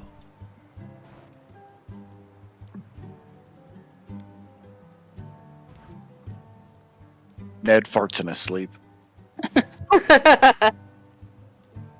Does it smell bad? not- Does it wake Dara or Vita up? I'm sorry, but who are you and why are you in our camp? Very looking chicken.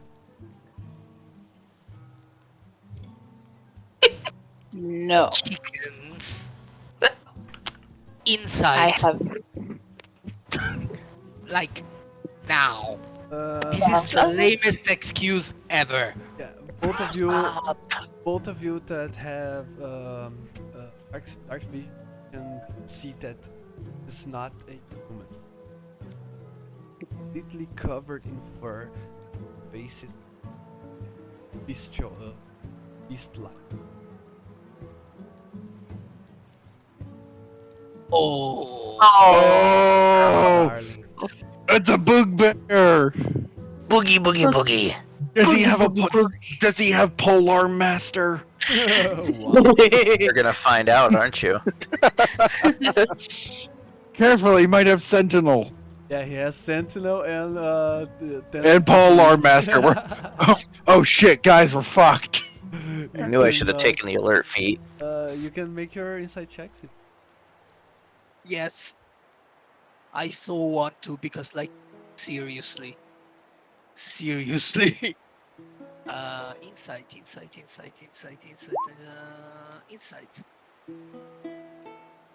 Now I roll good. We both know there are no chickens. No. you both are pretty sure not Once again, he asks. What? Serious. Wait, he's being honest? Chicken. Not pass. No, we didn't see any Pretty chickens. big.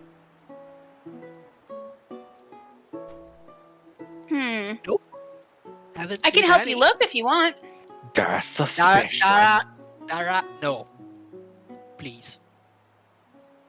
No. And I grab some of.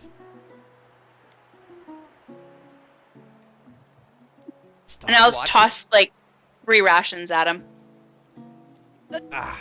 Stink. Taste. I know it's kind of gross, but they wanted that instead of hunting. But I can hunt you something if you're hungry. Ah.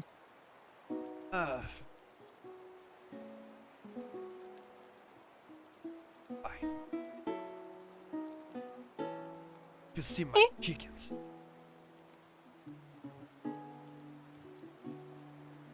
Yeah. What's your name Sure. so that I can tell you? Buggy. Buggy. Buggy. I'm Dara. I'm A sorry plus, that Ariel. A plus. I have not seen your chickens. DM on the Facebook group. Oh no, because I grab my names from coaches around the world. DM on game Buggy. Buggy. I mean, it's no Jarnathan, but it's pretty good. He grabs the ration.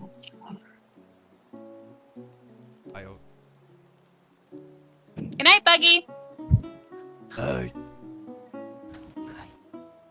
Dara, you can't make friends with everyone.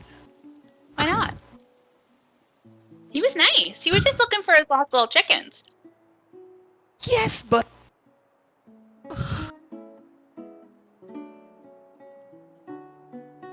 What? he could. Is Urist having a stroke? Yes, So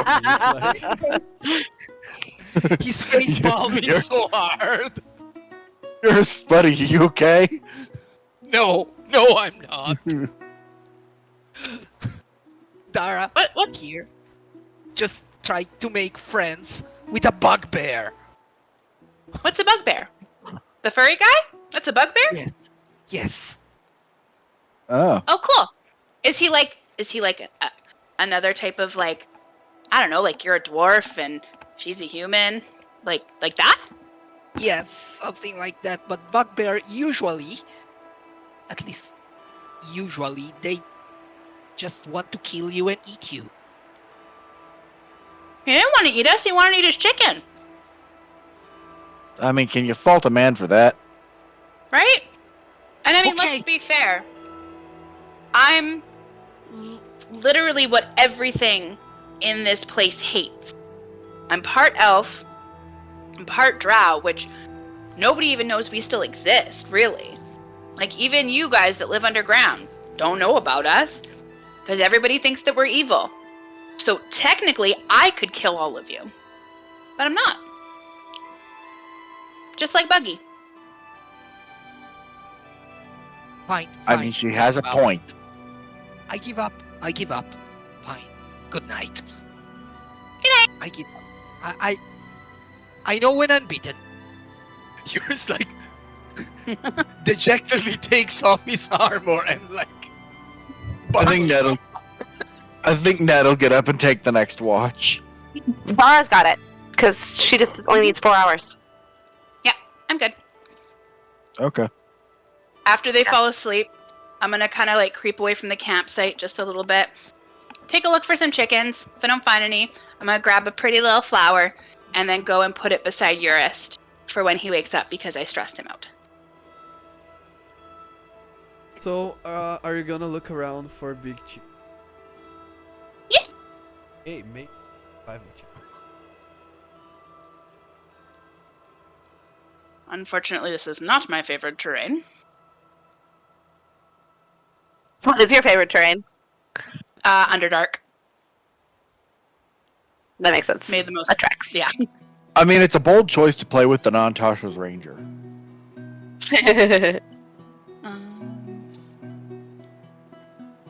Sorry, what am I? It's survival? Survival. Survive. For that history check. Situation. It's just because Man. I'm asleep. Roll 20 hates me. Darren. You leave for the night. Try to track them. Displaced chickens from a bugbear. As you firstly try to find clues and where it might have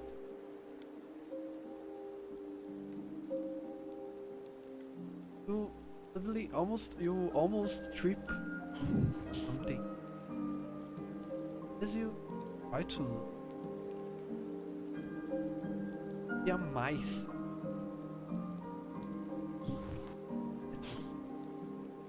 I knew it.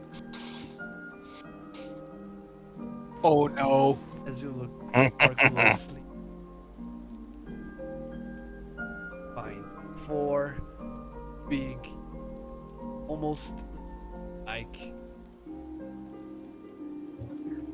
Cockatrice.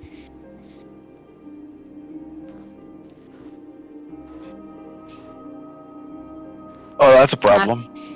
That's not a chicken. I'ma back the fuck out of there. Wake Maybe us it's up. friendly. If you want to do anything without being noticed, make a stealth check right now, or else he probably will attack you before you can reach your companion. Oh. Ooh, now that you needed one. Let me So- see my wisdom. Haven't we learned that you shouldn't wander away from the party at night without waking us up? I haven't. My intelligence is 7. I'm lucky I know my name. Urist should know better. Just went to This sleep. is why somebody needed to wake Ned up. And Vita. Well, okay. I don't think they saw me though, did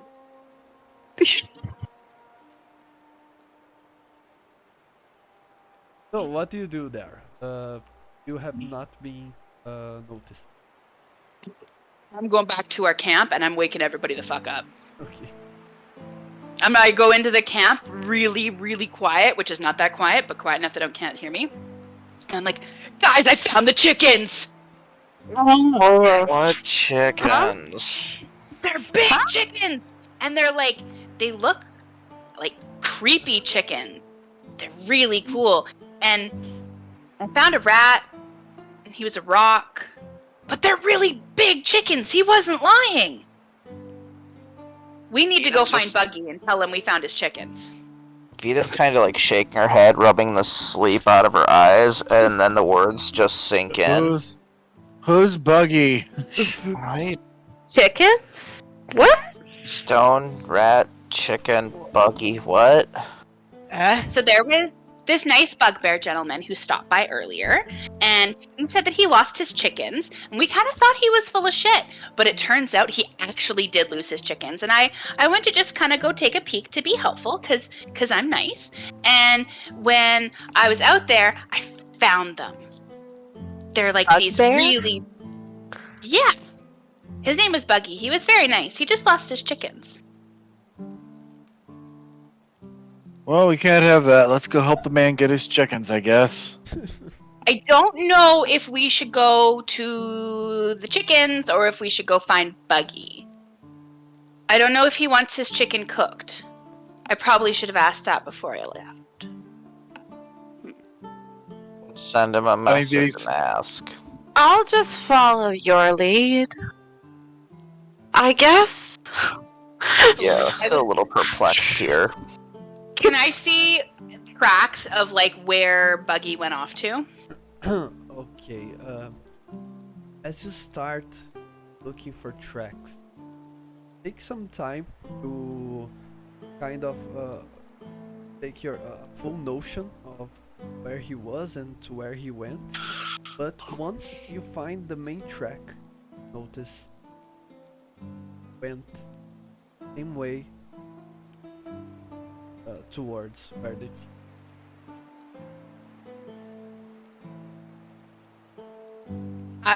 I'ma just keep following it and kind of like telling. Yeah. what's the You can't word? do shit. So I'll make a just- survival and check I- to follow the tracks. I'm gonna use my eyes of night to give everybody dark vision. Oh snap! So, my dark vision extends to 300 feet, and then everybody else who's within 10 feet of me has dark vision for an hour. that will help. Okay. Okay. So, with everyone dark visioning everything, you find your path through the woods, and when you finally meet the so-called chicken, you all see twisted creature lurking around, and you all see this huge bugbear just completely finishing turning into stone. As you look at him, there's only his face left, and the stone is growing his neck. And he looks at you, and he only has time to scream, "Help!" as the stone tears his face. I'm stealthing. Immediately, I'm drawing my bow. Weapons Mage free, armor. ladies and gents. Everyone, Mage armor. actually, let me drag you to the map first. Squidly goes invisible. Okay. Pretend this Uh, is a yeah, map I'm of going stealth here. on the middle of the woods and not in the road.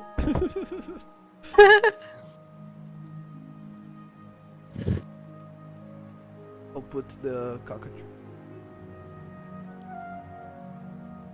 And then you can already roll your... Let's do this. I'll assume I have brought Daisy back out, because I would have done that before I went to sleep. Before you roll, I am going to tap you with Vigilant Blessing, and you have advantage on your initiative roll. Okay. Where is My my... Vita, your stealth Lion. is a 10? If it, 14, I have advantage because of the cloak. Oh. I gotta drag myself Great. into the map here. I roll a 20 and it's initiative.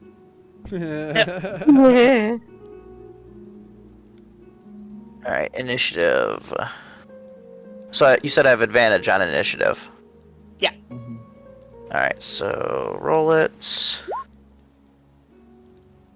Why did it only roll once? You have to roll it twice and then just manually change it. Oh, The toggle doesn't work on initiative for some reason. I think because it's not a very common ability. okay, so it's 18 for initiative. Perfect.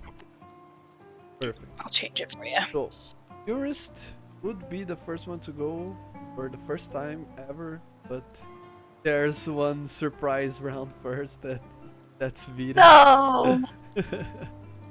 So okay, so they don't see me. Alright, let's see. Oh wait, I would not be there. No, and I'm gonna be back here. And then... Alright, I'm gonna shoot the one that's farthest north with my bow.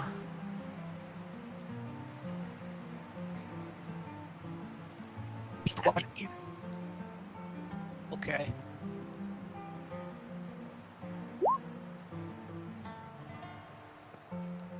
$25 to hit.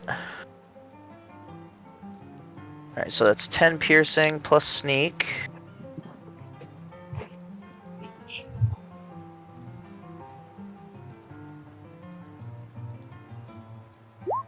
Ugh.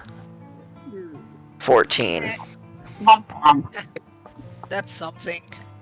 And move back, and bonus action hide. So stealth check.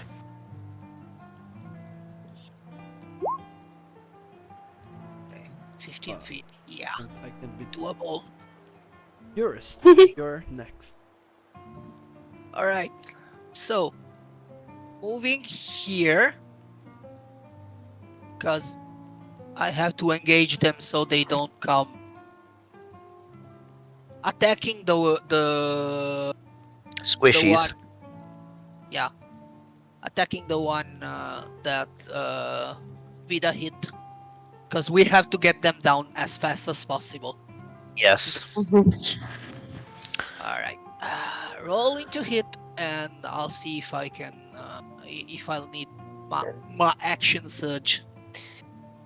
Okay, battle axe. Rolling. 18. 18 to hit. 18 hits. 5. Is still alive. Action surge. Another attack. Get one of these bad boys down. Mm-hmm. Another 18.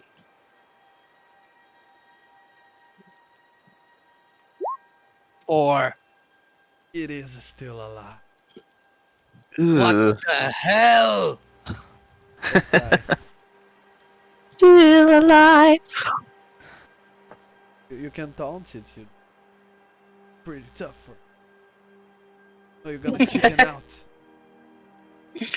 Boo! Ooh.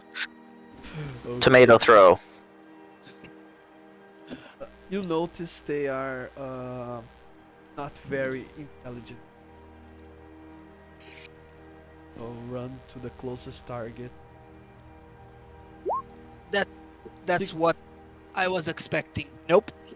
20. So Kiara, you're next. Alright. Let's try and put this thing down as quick as possible. I'm gonna pull out the light musket that's already loaded that I held onto. And I'm gonna fire at... Where is it? I'm gonna move a little bit so I have a line of sight. Yeah, if you move, you lose your stealth.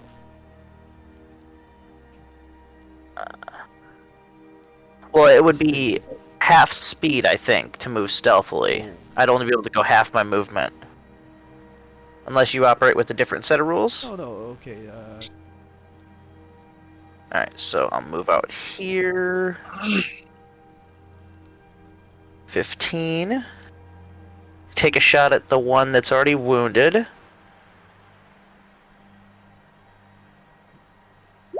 Why, motherfucker? 18 to hit. For 7 damage?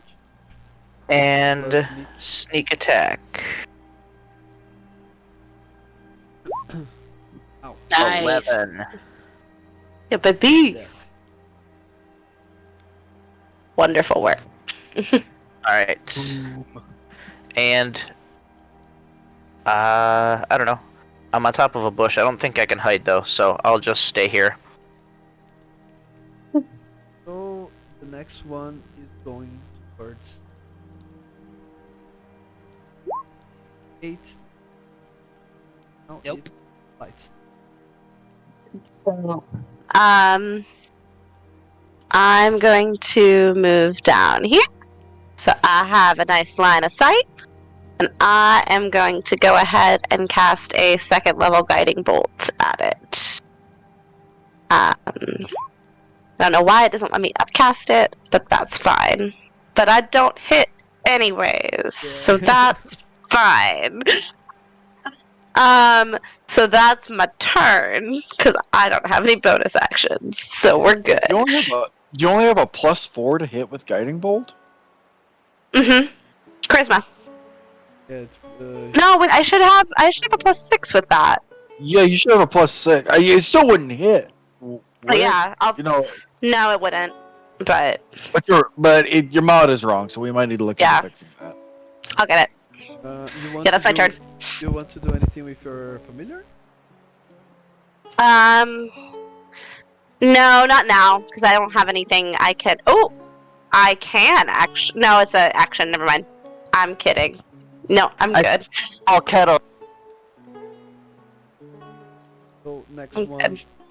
the hunter elf. Chandara. All right, I'm gonna move up here, and I'm gonna shoot at this guy.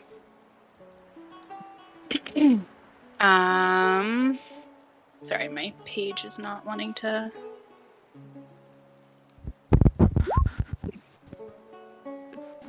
I don't know why I had advantage. I shouldn't have advantage. So 17. 30. Sorry, you can go on. Does 17 hit? Yes. 10 damage. And I'm pissed that they hurt my friend. So with my bonus action, I am going to. Yeah, my new bestie. I am going to cast spiritual weapon.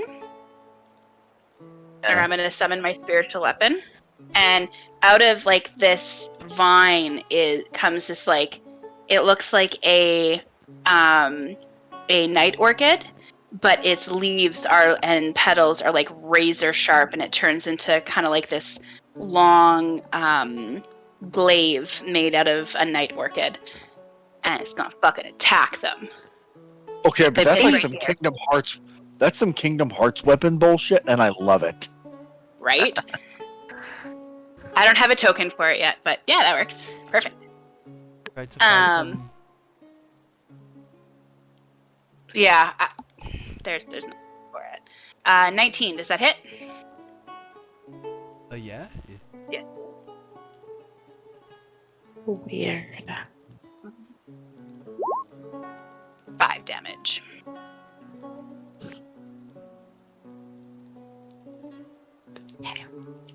My mods are back. Correct. That was weird. Strange.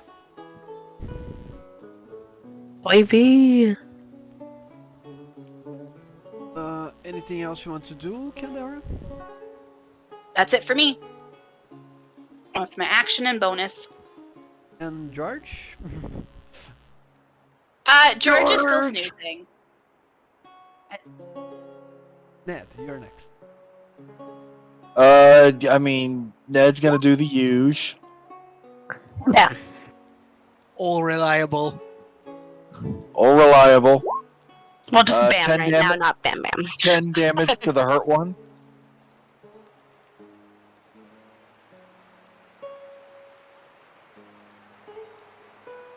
Still alive. Can you see him? The damaged one? Yeah, yeah, at a step. Oh, is this a bush or a tree? I think they're trees. Okay. I'll just move up here, and then I'll have Squidly come down and... What? Squidly, move. Being rude. And then I'm going to have Squidly do his stingy thing. Nice. 20 to hit. Ow. And I needs to make a con save. Yeah, the con save is death. Yeah. Squidly just melts it. I just high five boy. Squidly and have like goo on my hand. Ugh. Oh, it's like a full pizza cheese stretch. Pizza. I can't wait till I can eat pizza again. How long? Probably 2 years. Oof. Yeah. Holy shit, how can you... How can you live? You've offended the Italian in our game. Offended I'm the offended by American it. in our game.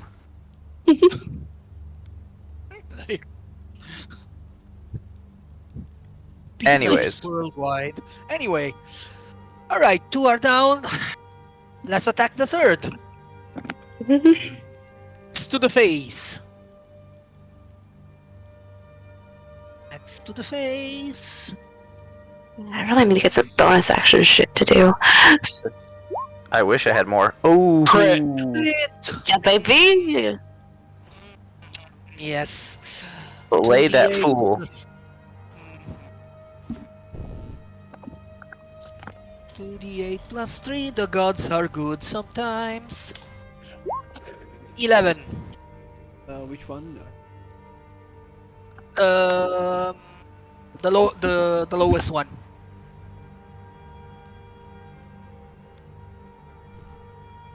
Crunch.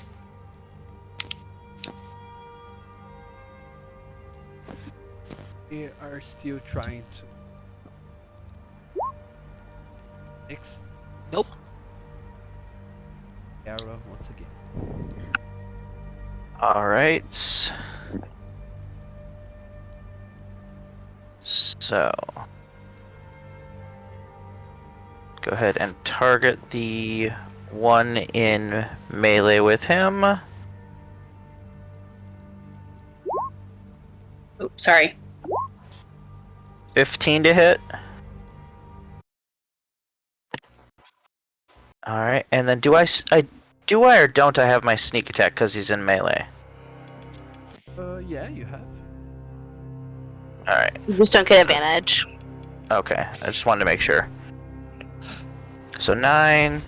God, sneak attack damage does not roll high at all. Not yet. 12 total.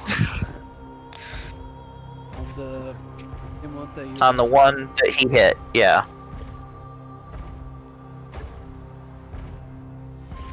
And I'll move up here. Move up here and roll for stealth. Okay.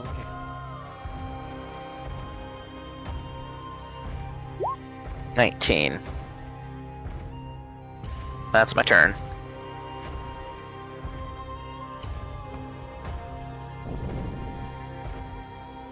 All these chickens.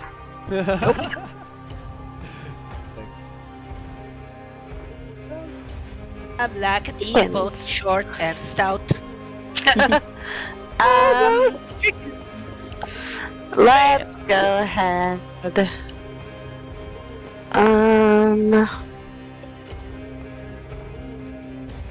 I don't want to do any of that. Hold on. You know what? Good old reliable here. I'm gonna send this bad boy up here, and Kitty Cat's just gonna plop down on its shoulder, and gonna cast Shocking Grasp through it. So has to make a DC 14 dexterity save. Oh no, it's a melee spell attack. Never mind. Melee spell attack. Jesus, 17. really? Rude. Blythe I don't have any. Blythe is still asleep. Blythe's still asleep. Blythe is the moral support for the team. Blythe gives Dara a mark inspiration. Ah, shoot. We've Actually, got to you know get what? your intelligence higher. Yeah, you do still have my Dara. You still, I think you. Yep. Technically only lasts for 10 minutes, but DM, does she still have my bardic? Please let me Yeah, have my bardic. we've slept too. Yeah. We've slept too. It's fine. It's fine. We're fine. Blythe is just asleep. Because like, even if my intelligence was higher, I still wouldn't have hit it. She still thinks she's dreaming, right? I rolled a 2 or a 3. Shit. Chickens. Come. I mean, Oh, Alright, that's my turn. Alrighty, I'm gonna move, after my bonus action, I'm gonna move my spiritual weapon over to the one that we've all been wailing on. I can't move it, unfortunately. And... Oh! Nat 1. I'm contagious. And then I'm gonna shoot it with my bow. 24. That's better. 8 damage. gonna stick my tongue out at it. Stupid chicken! Stupid pigeon. Next. All right, it's time for the wombo combo. Damn. Oh, You hit it. That's 11. Yeah, 11. Fortune does hit. Roll for damage. Why, does? baby? Yeah. I think they have a base AC of 10. 10 force damage, and then Squidly, do your thing. No, it's So you're taking Uh, all of my rolls and putting them into your damage rolls. 12 to hit, and then a DC 15 con save for 12 poison damage. So minimum they're 7 plus a minimum of 6. So they're taking a minimum of 23 damage up to 29 damage for between the two of us. That is a fail. My DC is 15. So yeah, they DC take 11. 29. Con. No, I have investment of the Chainmaster, so we use it. Yeah, myself. baby. Beautiful.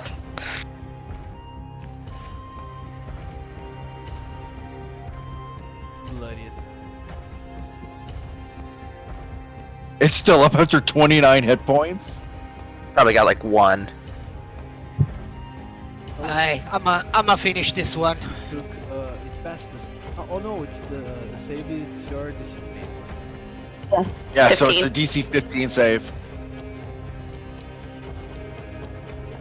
You can change on your creature. Yeah, hang on. I'll get in. Yeah, let me get there and edit it. Yeah, I counted the poison as half damage. Right. Okay. So much damage.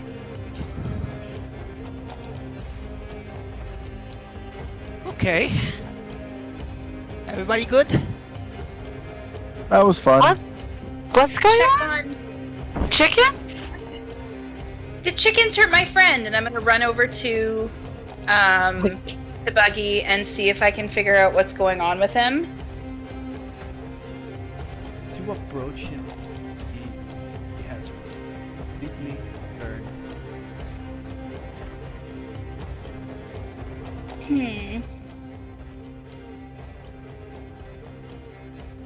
Petrifying chickens. Interesting. I have I don't known know. pigeons that were more dangerous. Does anyone I want know to put how my to hand. Hmm? Can Ned do a nature check to see if he knows anything about these creatures? Yeah, you can. Alright. That's somebody else want to do it? I will. Uh, I got a +5 if anybody's got better. no, Sure. not me. I don't think so. Alright, anybody assisting? Well, You. Urist can be assisting. He's taking a trophy.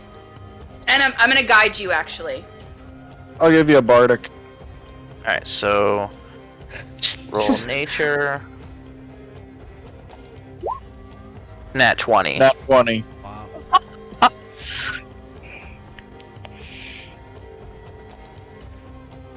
Did I roll the others just for shiggles? So, See Yeah, how high save you my get. bardic. Save my Alright. bardic for like harvesting from the creatures. Well, I'll throw the Yes. guidance on there. That's all. So 28. just to see the big numbers. Yep. Yes. So, you want to know specifically about the creatures or about the condition? This is a natural 20. That's just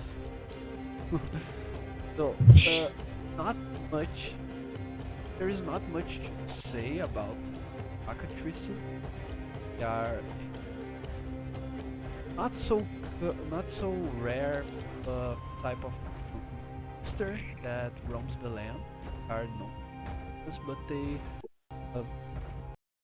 their bite is dangerous, but they are not like a menace to society, you can say. They are small, they are dumb, they are not bad. They are more like considered a nuisance. They're they're petrifying. Heck, it is a problem that can normally, as far as your knowledge goes, cured by a greater restoration, higher health. But from what you know, reverted some more expensive types of, on quotation marks, potion, because they are not potions, because they are not tested. The person in Right. 5, but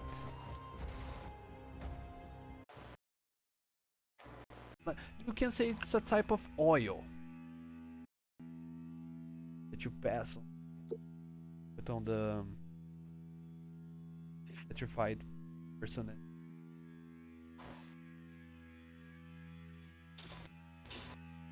And I relay all this to them as I'm taking the teeth from the cockatrices with gloves on, so I don't cut myself. So how do we fix him then? Is he stuck like this forever? I don't know. I mean, I can restore a little bit, but I can't do anything that big, I don't think. Let's pull him back into this trio of trees behind him and leave him there for now, and if we find a way to revert to fix him, we can always come back. You leave him here? But what if he gets lonely? He's not aware of anything right now. He's stoned. And if we don't hide him, somebody could come along and smash him. Then he could never be fixed. Leave him here. Well, we can't carry him. He weighs like 500 pounds. And we I can't can do help him that. right now. I like. Let's just move him and like hide him like in some bush. Anybody got Tensor's floating disc? No. I don't know what that is. I don't. I almost took it, but I don't. But his petrification doesn't last forever, right? We don't know that. No. Yeah. Actually, in my games, some It does. monsters effects are more like kind of the old school D&D. Permanent. The amplified version. Yeah. Okay. Oh. So we'll put him in the trio of trees and come back later if we have time. Or have the spells Or or that. potion. Once we get there. But You're you gonna put. promise we'll come back and fix him, right? Better make a note for Yeah. yourself so we don't forget. A note! I know! And I gonna start like digging through my shit. I know I don't have anything. But does anybody have paper? He pulls out Know how to like write? an extra sheet of paper. Ned holds out his. Ned hands his diary or his journal to Dar. It's a journal. Your secrets are safe, Dara can't read it, remember? I know. I don't want to write it. I can't write either. But somebody write a note and say that this bugbear is a nice bugbear and he needs to be helped and he needs to be saved and his chickens are assholes. I'm going to write a letter in comment attached to Buggy that says, "This is Buggy. He is our friend. Please take care of Buggy while we are gone. Leave him snacks or drinks or water or just a nice conversation. We'll be back for him." Thank you. Will we? And I read it to Dara. Thank you. Now we can just like stick it to his forehead. Ned takes some squiddly goo and attaches it. It's like spirit. It's like spirit gum.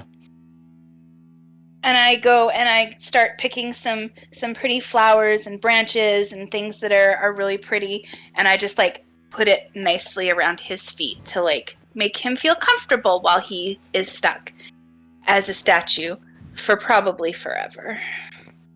Dara takes some more squiddly goo, makes a note, and puts a kick me sign on his back. If anybody's stupid enough to kick a stone statue, they deserve what they get. Blythe is gonna she's still half asleep. She's like, "This is fun, y'all." She's gonna start to head back to camp to go to sleep. Blythe, go back to bed, dear. You've been very helpful. Sure. Ned. Mm-hmm. Why do things like this always happen? Why it's always the weird ones? Why? Just why? Just Because Urist, we're the weird ones too. but Bugbear and like Hey, man, look, this is Dara. This is who she is, you know? While they're having this conversation, I want to start harvesting some of the like chicken, I say in quotation mark, meat, and then I just take the head and I look at the two of them talking and go, I'm an asshole chicken! That was mean! And just... This is Vita just Dara. starts giggling. She a lot, but at the end of the day, she's one of us, you know? yes. And It's just that if her being friends with statues means that I got her bow at my back, I will take it. fine. It's just that I don't know. This is too weird.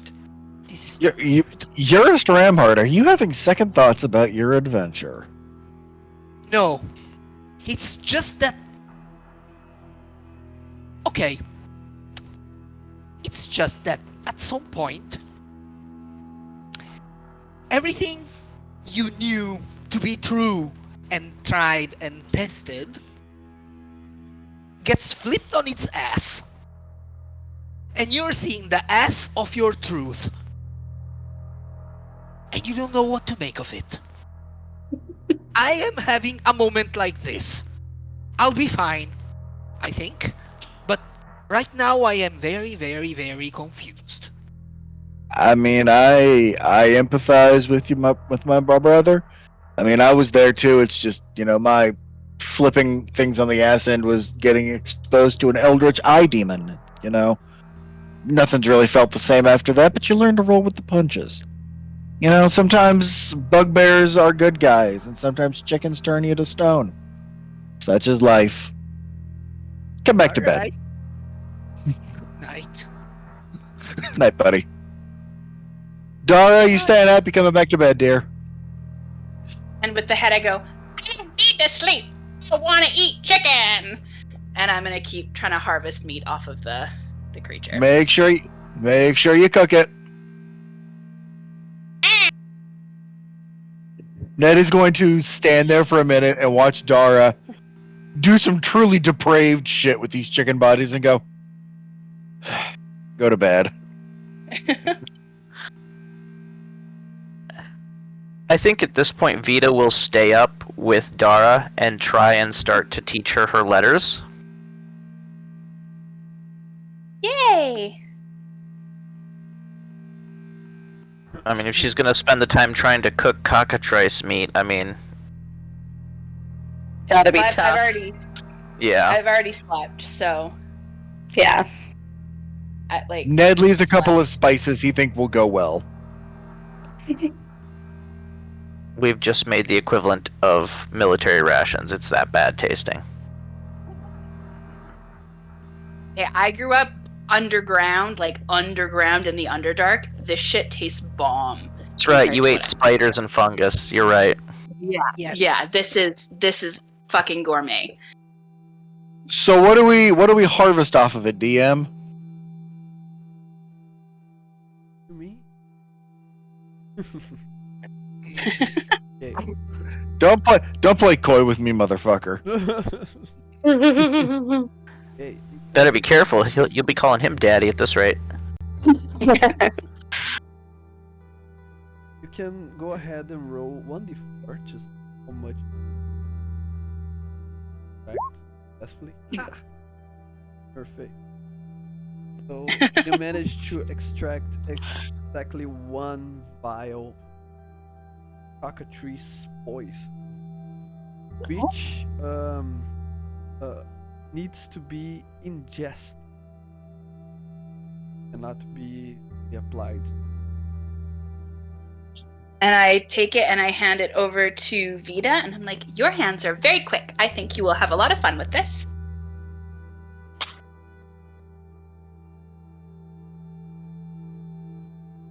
Alright, so we've got, what, cockatrice poison?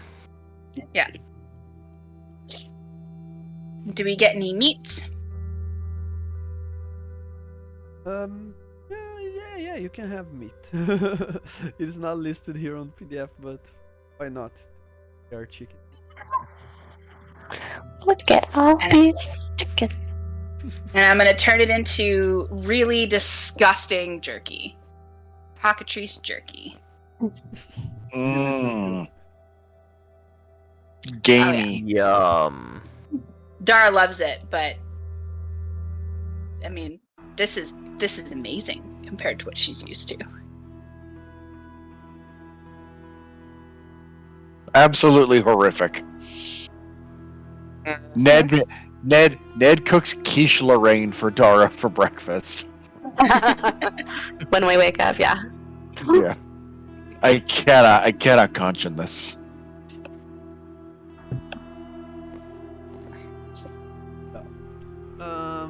So anything else? So that was day one. Yeah. Yeah. That is still day one. Alright, Before you roll day 2. your next random encounters, anything else you want to do? No, Oh, good. that was enough. So go ahead and roll for me a d8. Oh shit. Oh, goodness. Didn't wait it for me, huh? A 5. And a 1. Can Ned, I re-roll that one with lucky? That's literally the first nat one I've ever rolled. no, you take that Be then. nice. You have the lucky feat. I have lucky as a halfling. As a half. My audio cut out. Sorry, what are we rolling for?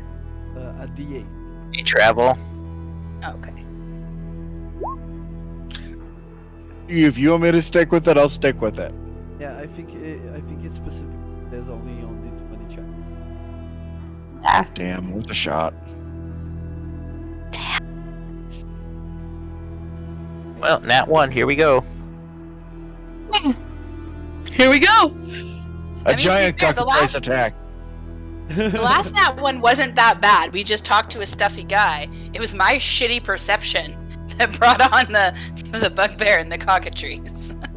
No, the one. The cockatrice and the bugbear was the one. Yeah. Oh, okay. Love when I try to say something.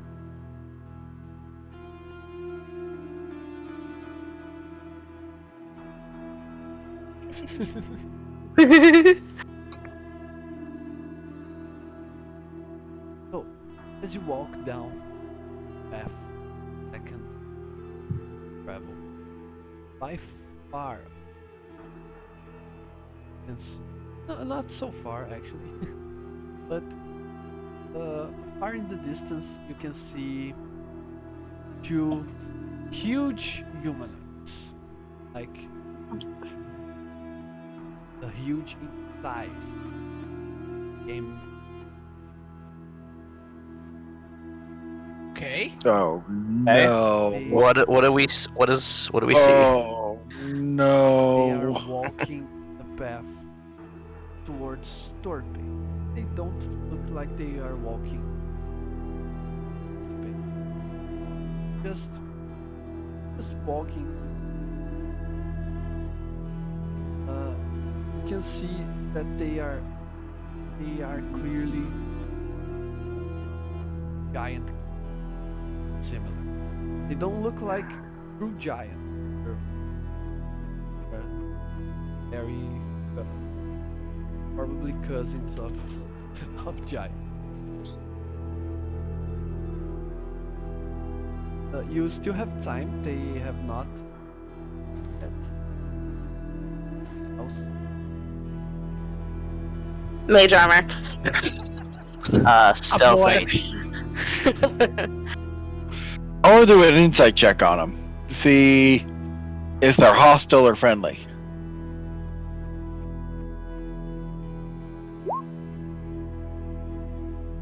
It's a 22 insight. It's hard to tell, but as they are approaching, and they haven't known yet, but as they approach you, and that they are having argument.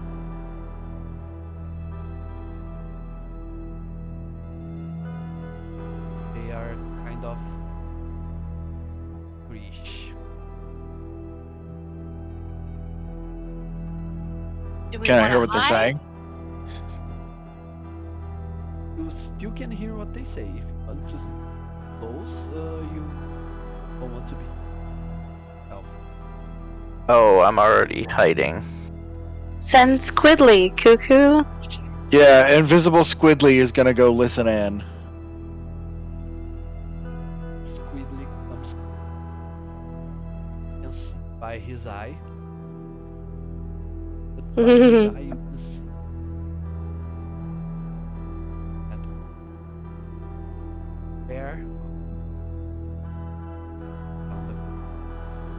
And weirdly enough, one of them wearing like a costume, a bird.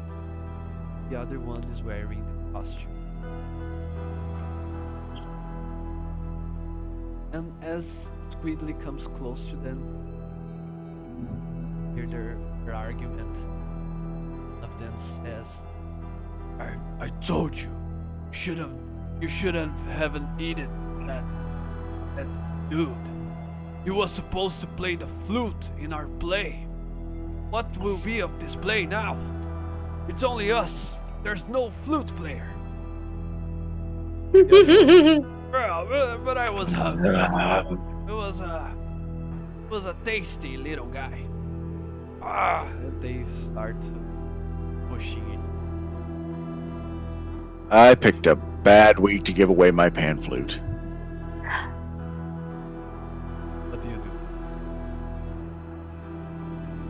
We should go talk to them. Of course. I might be able to talk our way out of this. I'm hidden and ready to attack if necessary. Just a DM note, every time I try to make Urist die from in the inside, even more.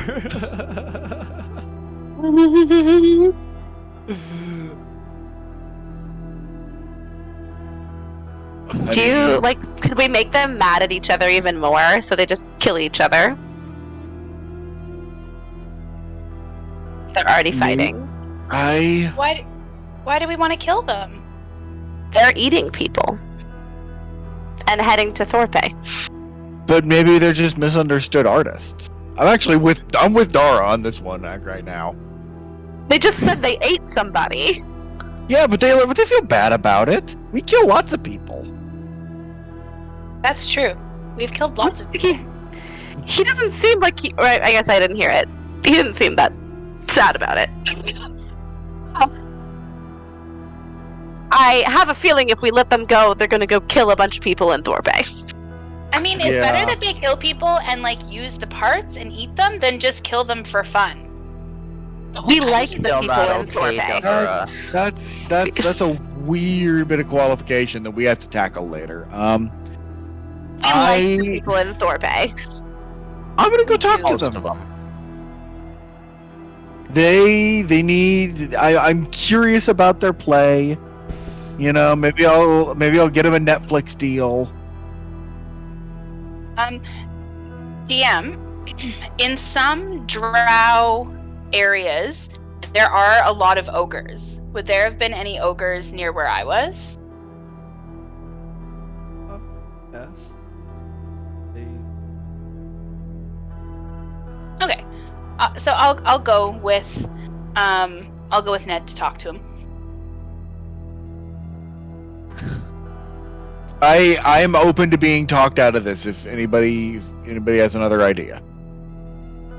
Could just avoid them. If you avoid them, Why? they're probably gonna go kill people in Thorpe. Probably. Tackle 2 ogres. So we should either divert them, or make them fight each other, or do something like that, I think.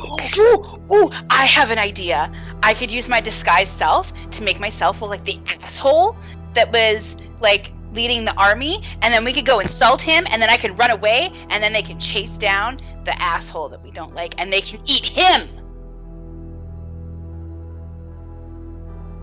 Maybe. Not actually a bad idea. I'm sending all of the things to the swamp.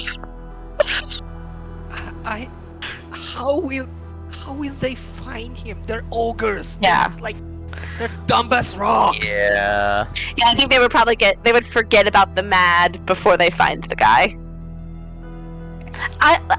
Blythe, all I really care about is that they don't go kill a bunch of people in Thorpe.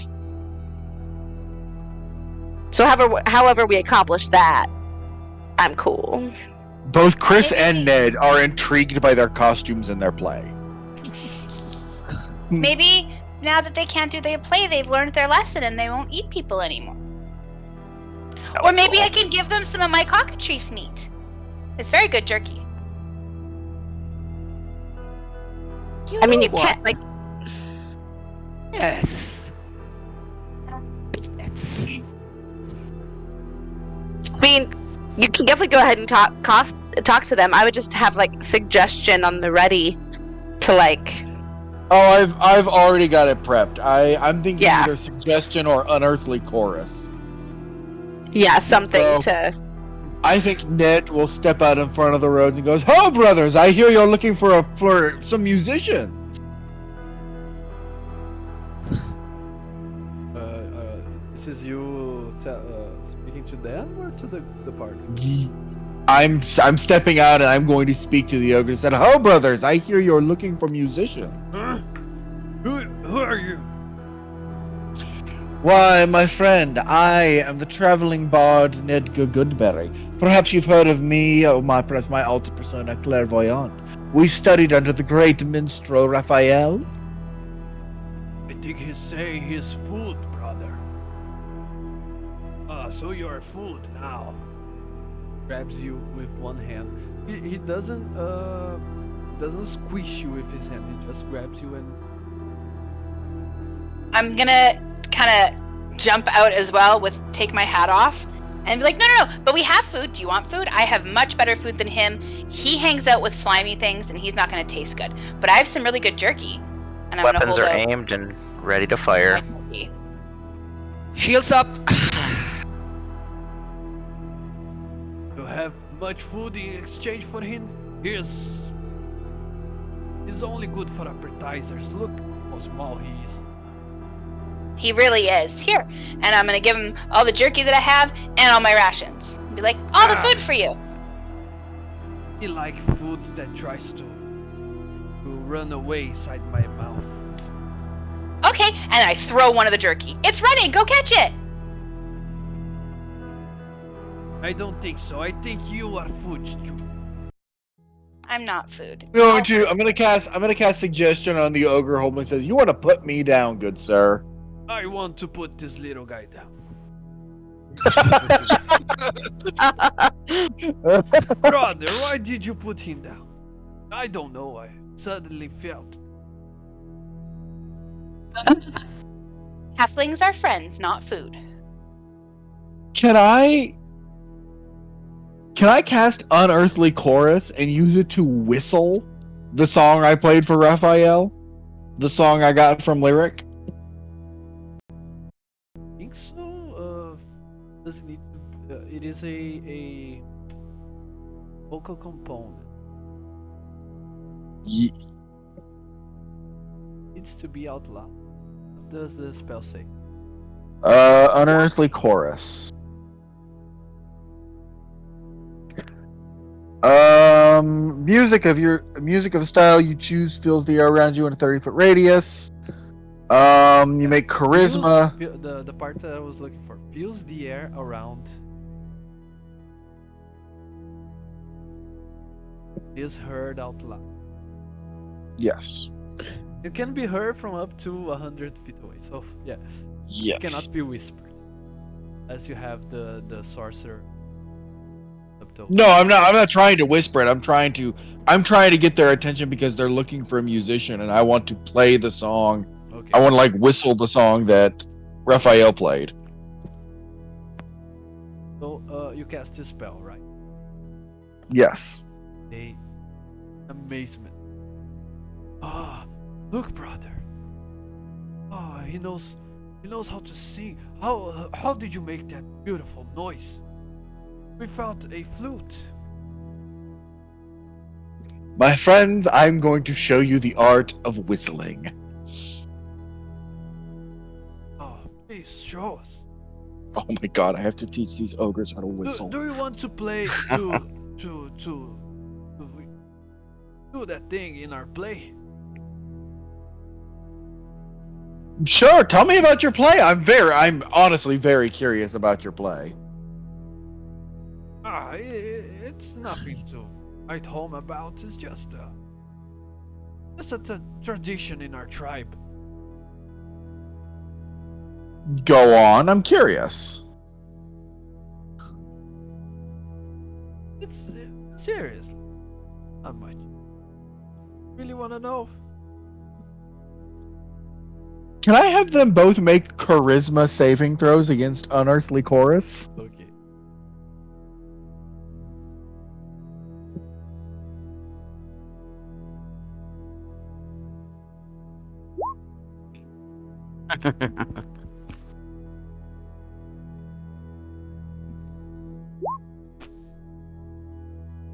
They need to tell you the Friendly. They They're friendly become now. friendly to me, and I have advantage on deception and persuasion checks against them. You notice they are a little. They look embarrassed. They look embarrassed and shy. Like they don't want to answer because they are shy. My friend, as a fellow student of the performing arts, you have nothing to fear from me. I seek only to make your performance the most legendary in all the land.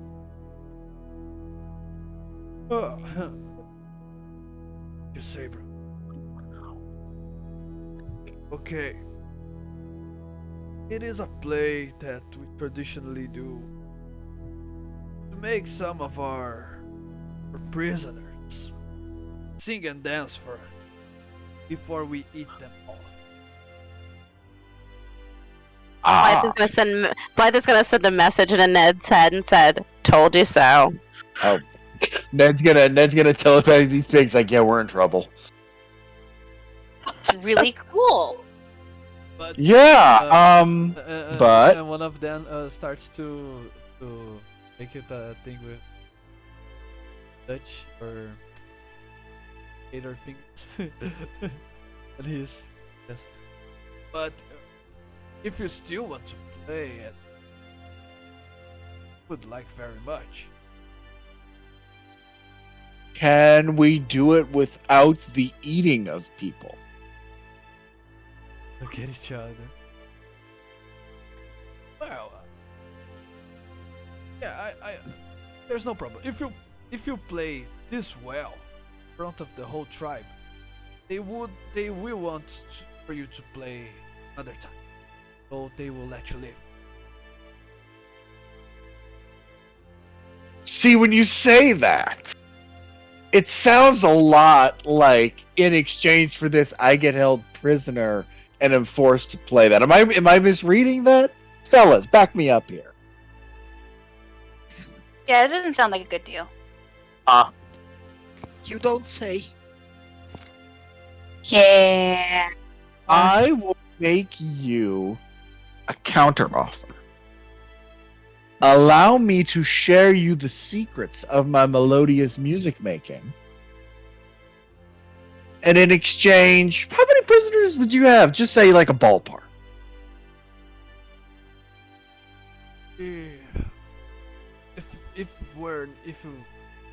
If it was not by my stupid brother here, you would have the 16th that we need. Now we are unsure. 16. Oh, okay. Wow. Oh, I just lean over to Blythe. Is that a lot? Yes, I think we should not do this. I think we're in trouble here. And where would you say that you're currently keeping these captives? You know, just if we wanted to make sure the facilities were really secure. Well, in our tribe.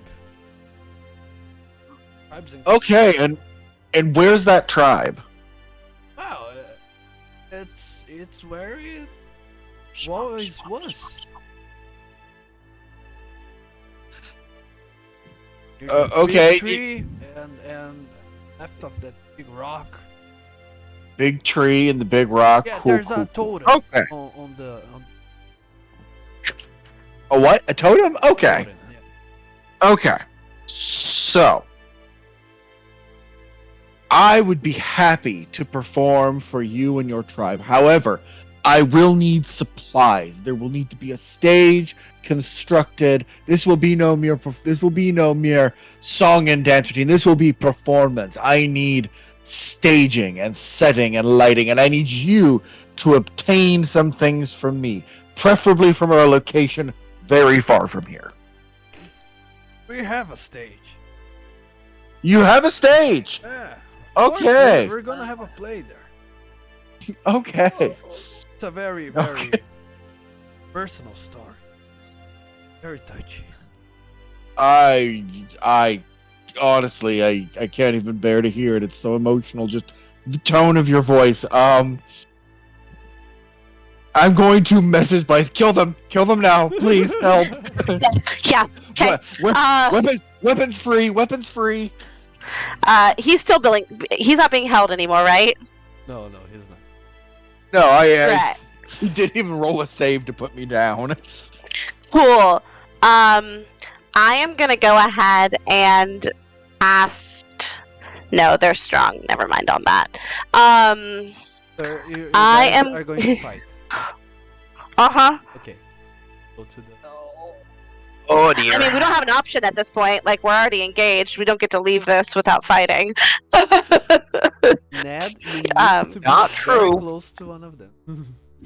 Well, no, they're only Um, friendly to Ned, not to us. They haven't seen who have they seen of us? I think Dara just me and me. Ned. and I mean, I'm out. I didn't hide. Urist is there, and he's not exactly stealthy. Yeah. And also, Unearthly Chorus only lasts an hour, so. Guys, before we start, we're almost at 3 hours. You guys want to keep up per hour? How's your time? Oh, I'm good right now. Yeah, it's only Good. 10:30 here for me, so. Same. Yeah, it's like 10 a.m. where I am, and I'm not even working today. Okay, so we are going to plus half an hour more or 1 hour more. Yeah, let's finish this combat and call it a night, I guess. Yeah. Okay. Don't let me stew in my own juices. Okay, I'll just need 5 minutes before we start the combat. Okay. Okay. Alrighty. Okay, but like, I feel like I have to defend myself here. I mean, you probably could still have convinced them to let you and the others go, because you do have advantage on those checks. Yes, but they're still gonna they're heading to Thorpe and probably Yeah, gonna that's kill the people. problem. Like, Yeah. I mean, we could message the soldier boy and be like, "Hey, there's a squad of ogres who have prisoners, and they're headed to Thorpe." message is only 120 feet. We don't have And to he say will just say, well, and he'll probably say, well, why didn't you guys deal with it yourselves? Yeah. I think without us there, no one's gonna be. They're not gonna be able to handle it. Not two ogres. I got the information we need to find them if we need to mount a rescue mission. Yeah, but also us heading into an ogre camp is also not a good idea. No, you start talking like that, and it's just like, Dara nope. knows that that's a bad idea. Yeah.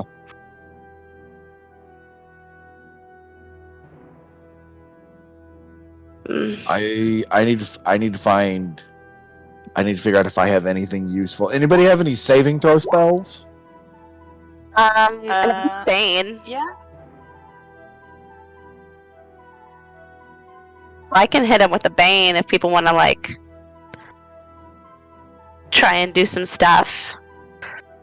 I was gonna try and web him, but like it's a strength check to get out of web. So like, what's the point? Yeah. Yeah. Like, Hit and run attacks. If you have distance, throw them, then move your distance to stay out of range. I'm high up on an initiative, so I'll hit him with that upcast burning hands to hit him in a cone at least. I'm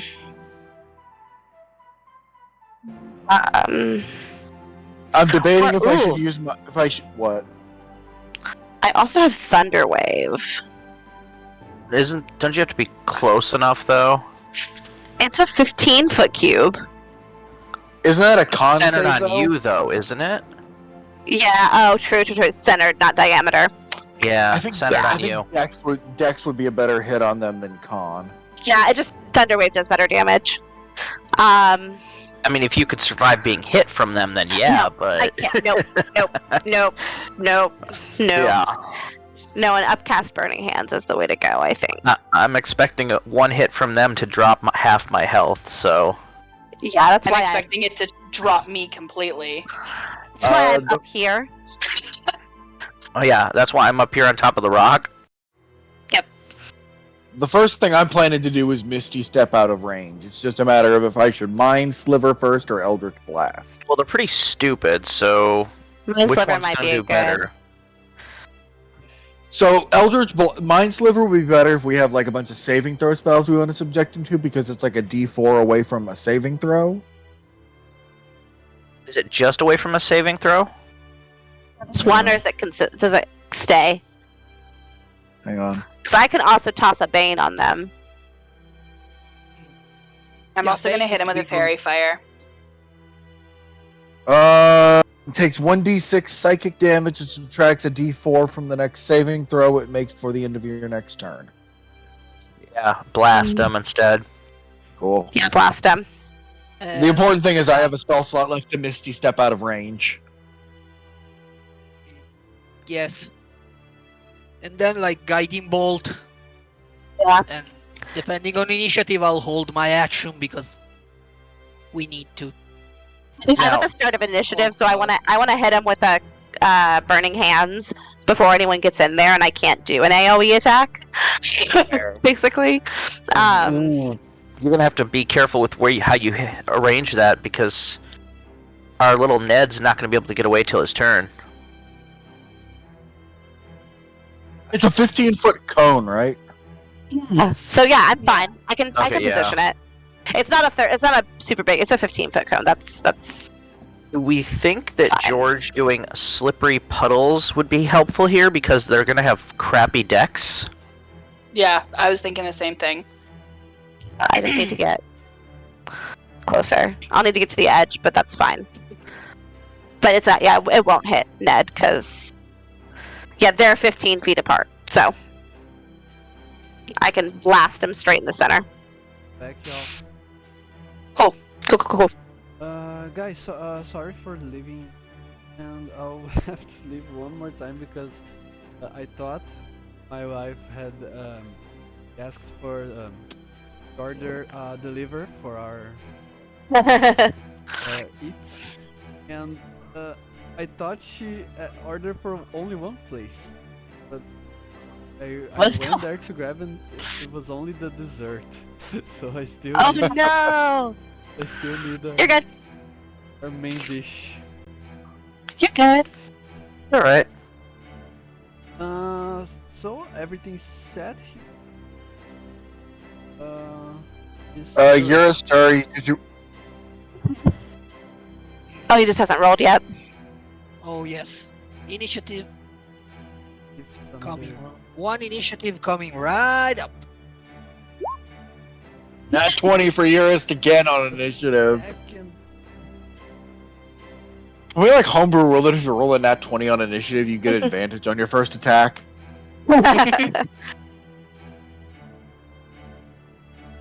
If you could just stay like to one side or the other, not in the middle of them, so I can get that AoE, that'd be dope. Since you want to beat me in an initiative order.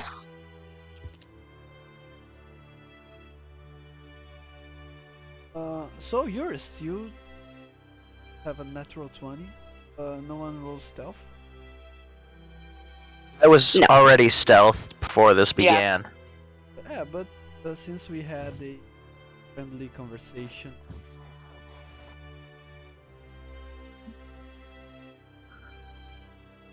combat started. Kind of decided and oh, you are hidden. You have advantage, but you are not rising. Surprise round. Okay. Anyways, Urist, you go first. What do you do? All right.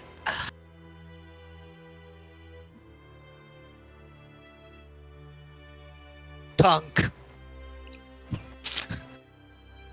I am a fighter, so I fight. Fighter man, fighter man. Okay, battle axe. Roll high. Nice. 17 It is a hit. and 5. My rolls. My damage rolls are shit. Okay. Soon. Soon you'll have multiple attacks. Soon. And do I know? No. I'm saving my whatchamacallit, my extra action for later. I might need it. So, punk. Just a regular. Yep. So next one is Blythe. Oh, I'm gonna step up here. I need the pointer. I'm gonna step up here to the edge and cast a burning hand so it just hits the two ogres because it's a 15-foot cone and not Urist because they're 15 feet apart.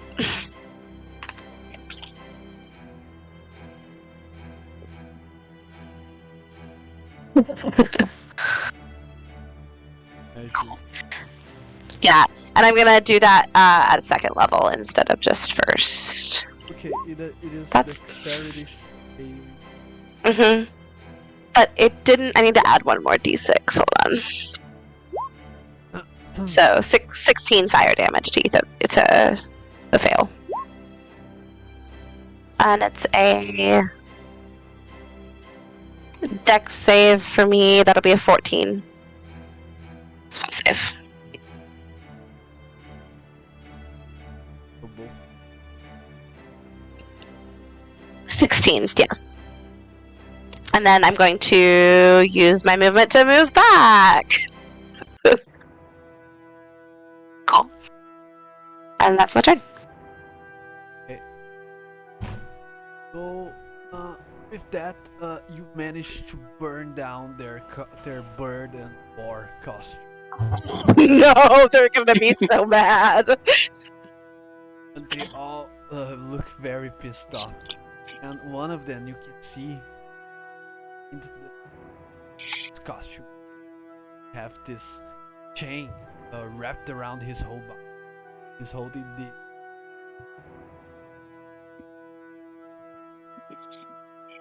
But before that, Crea, it's Alright. Targeting the one that's in combat with my friend.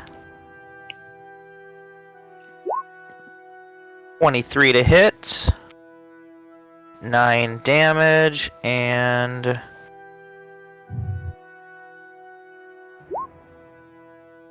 another 6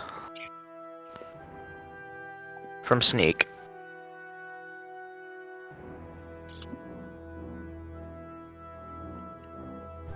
yeah. Sorry, damage. I don't know what I clicked, but the it's reset it. Urist did 5. Yeah, Urist did 5. I did 16 to both, and then Vita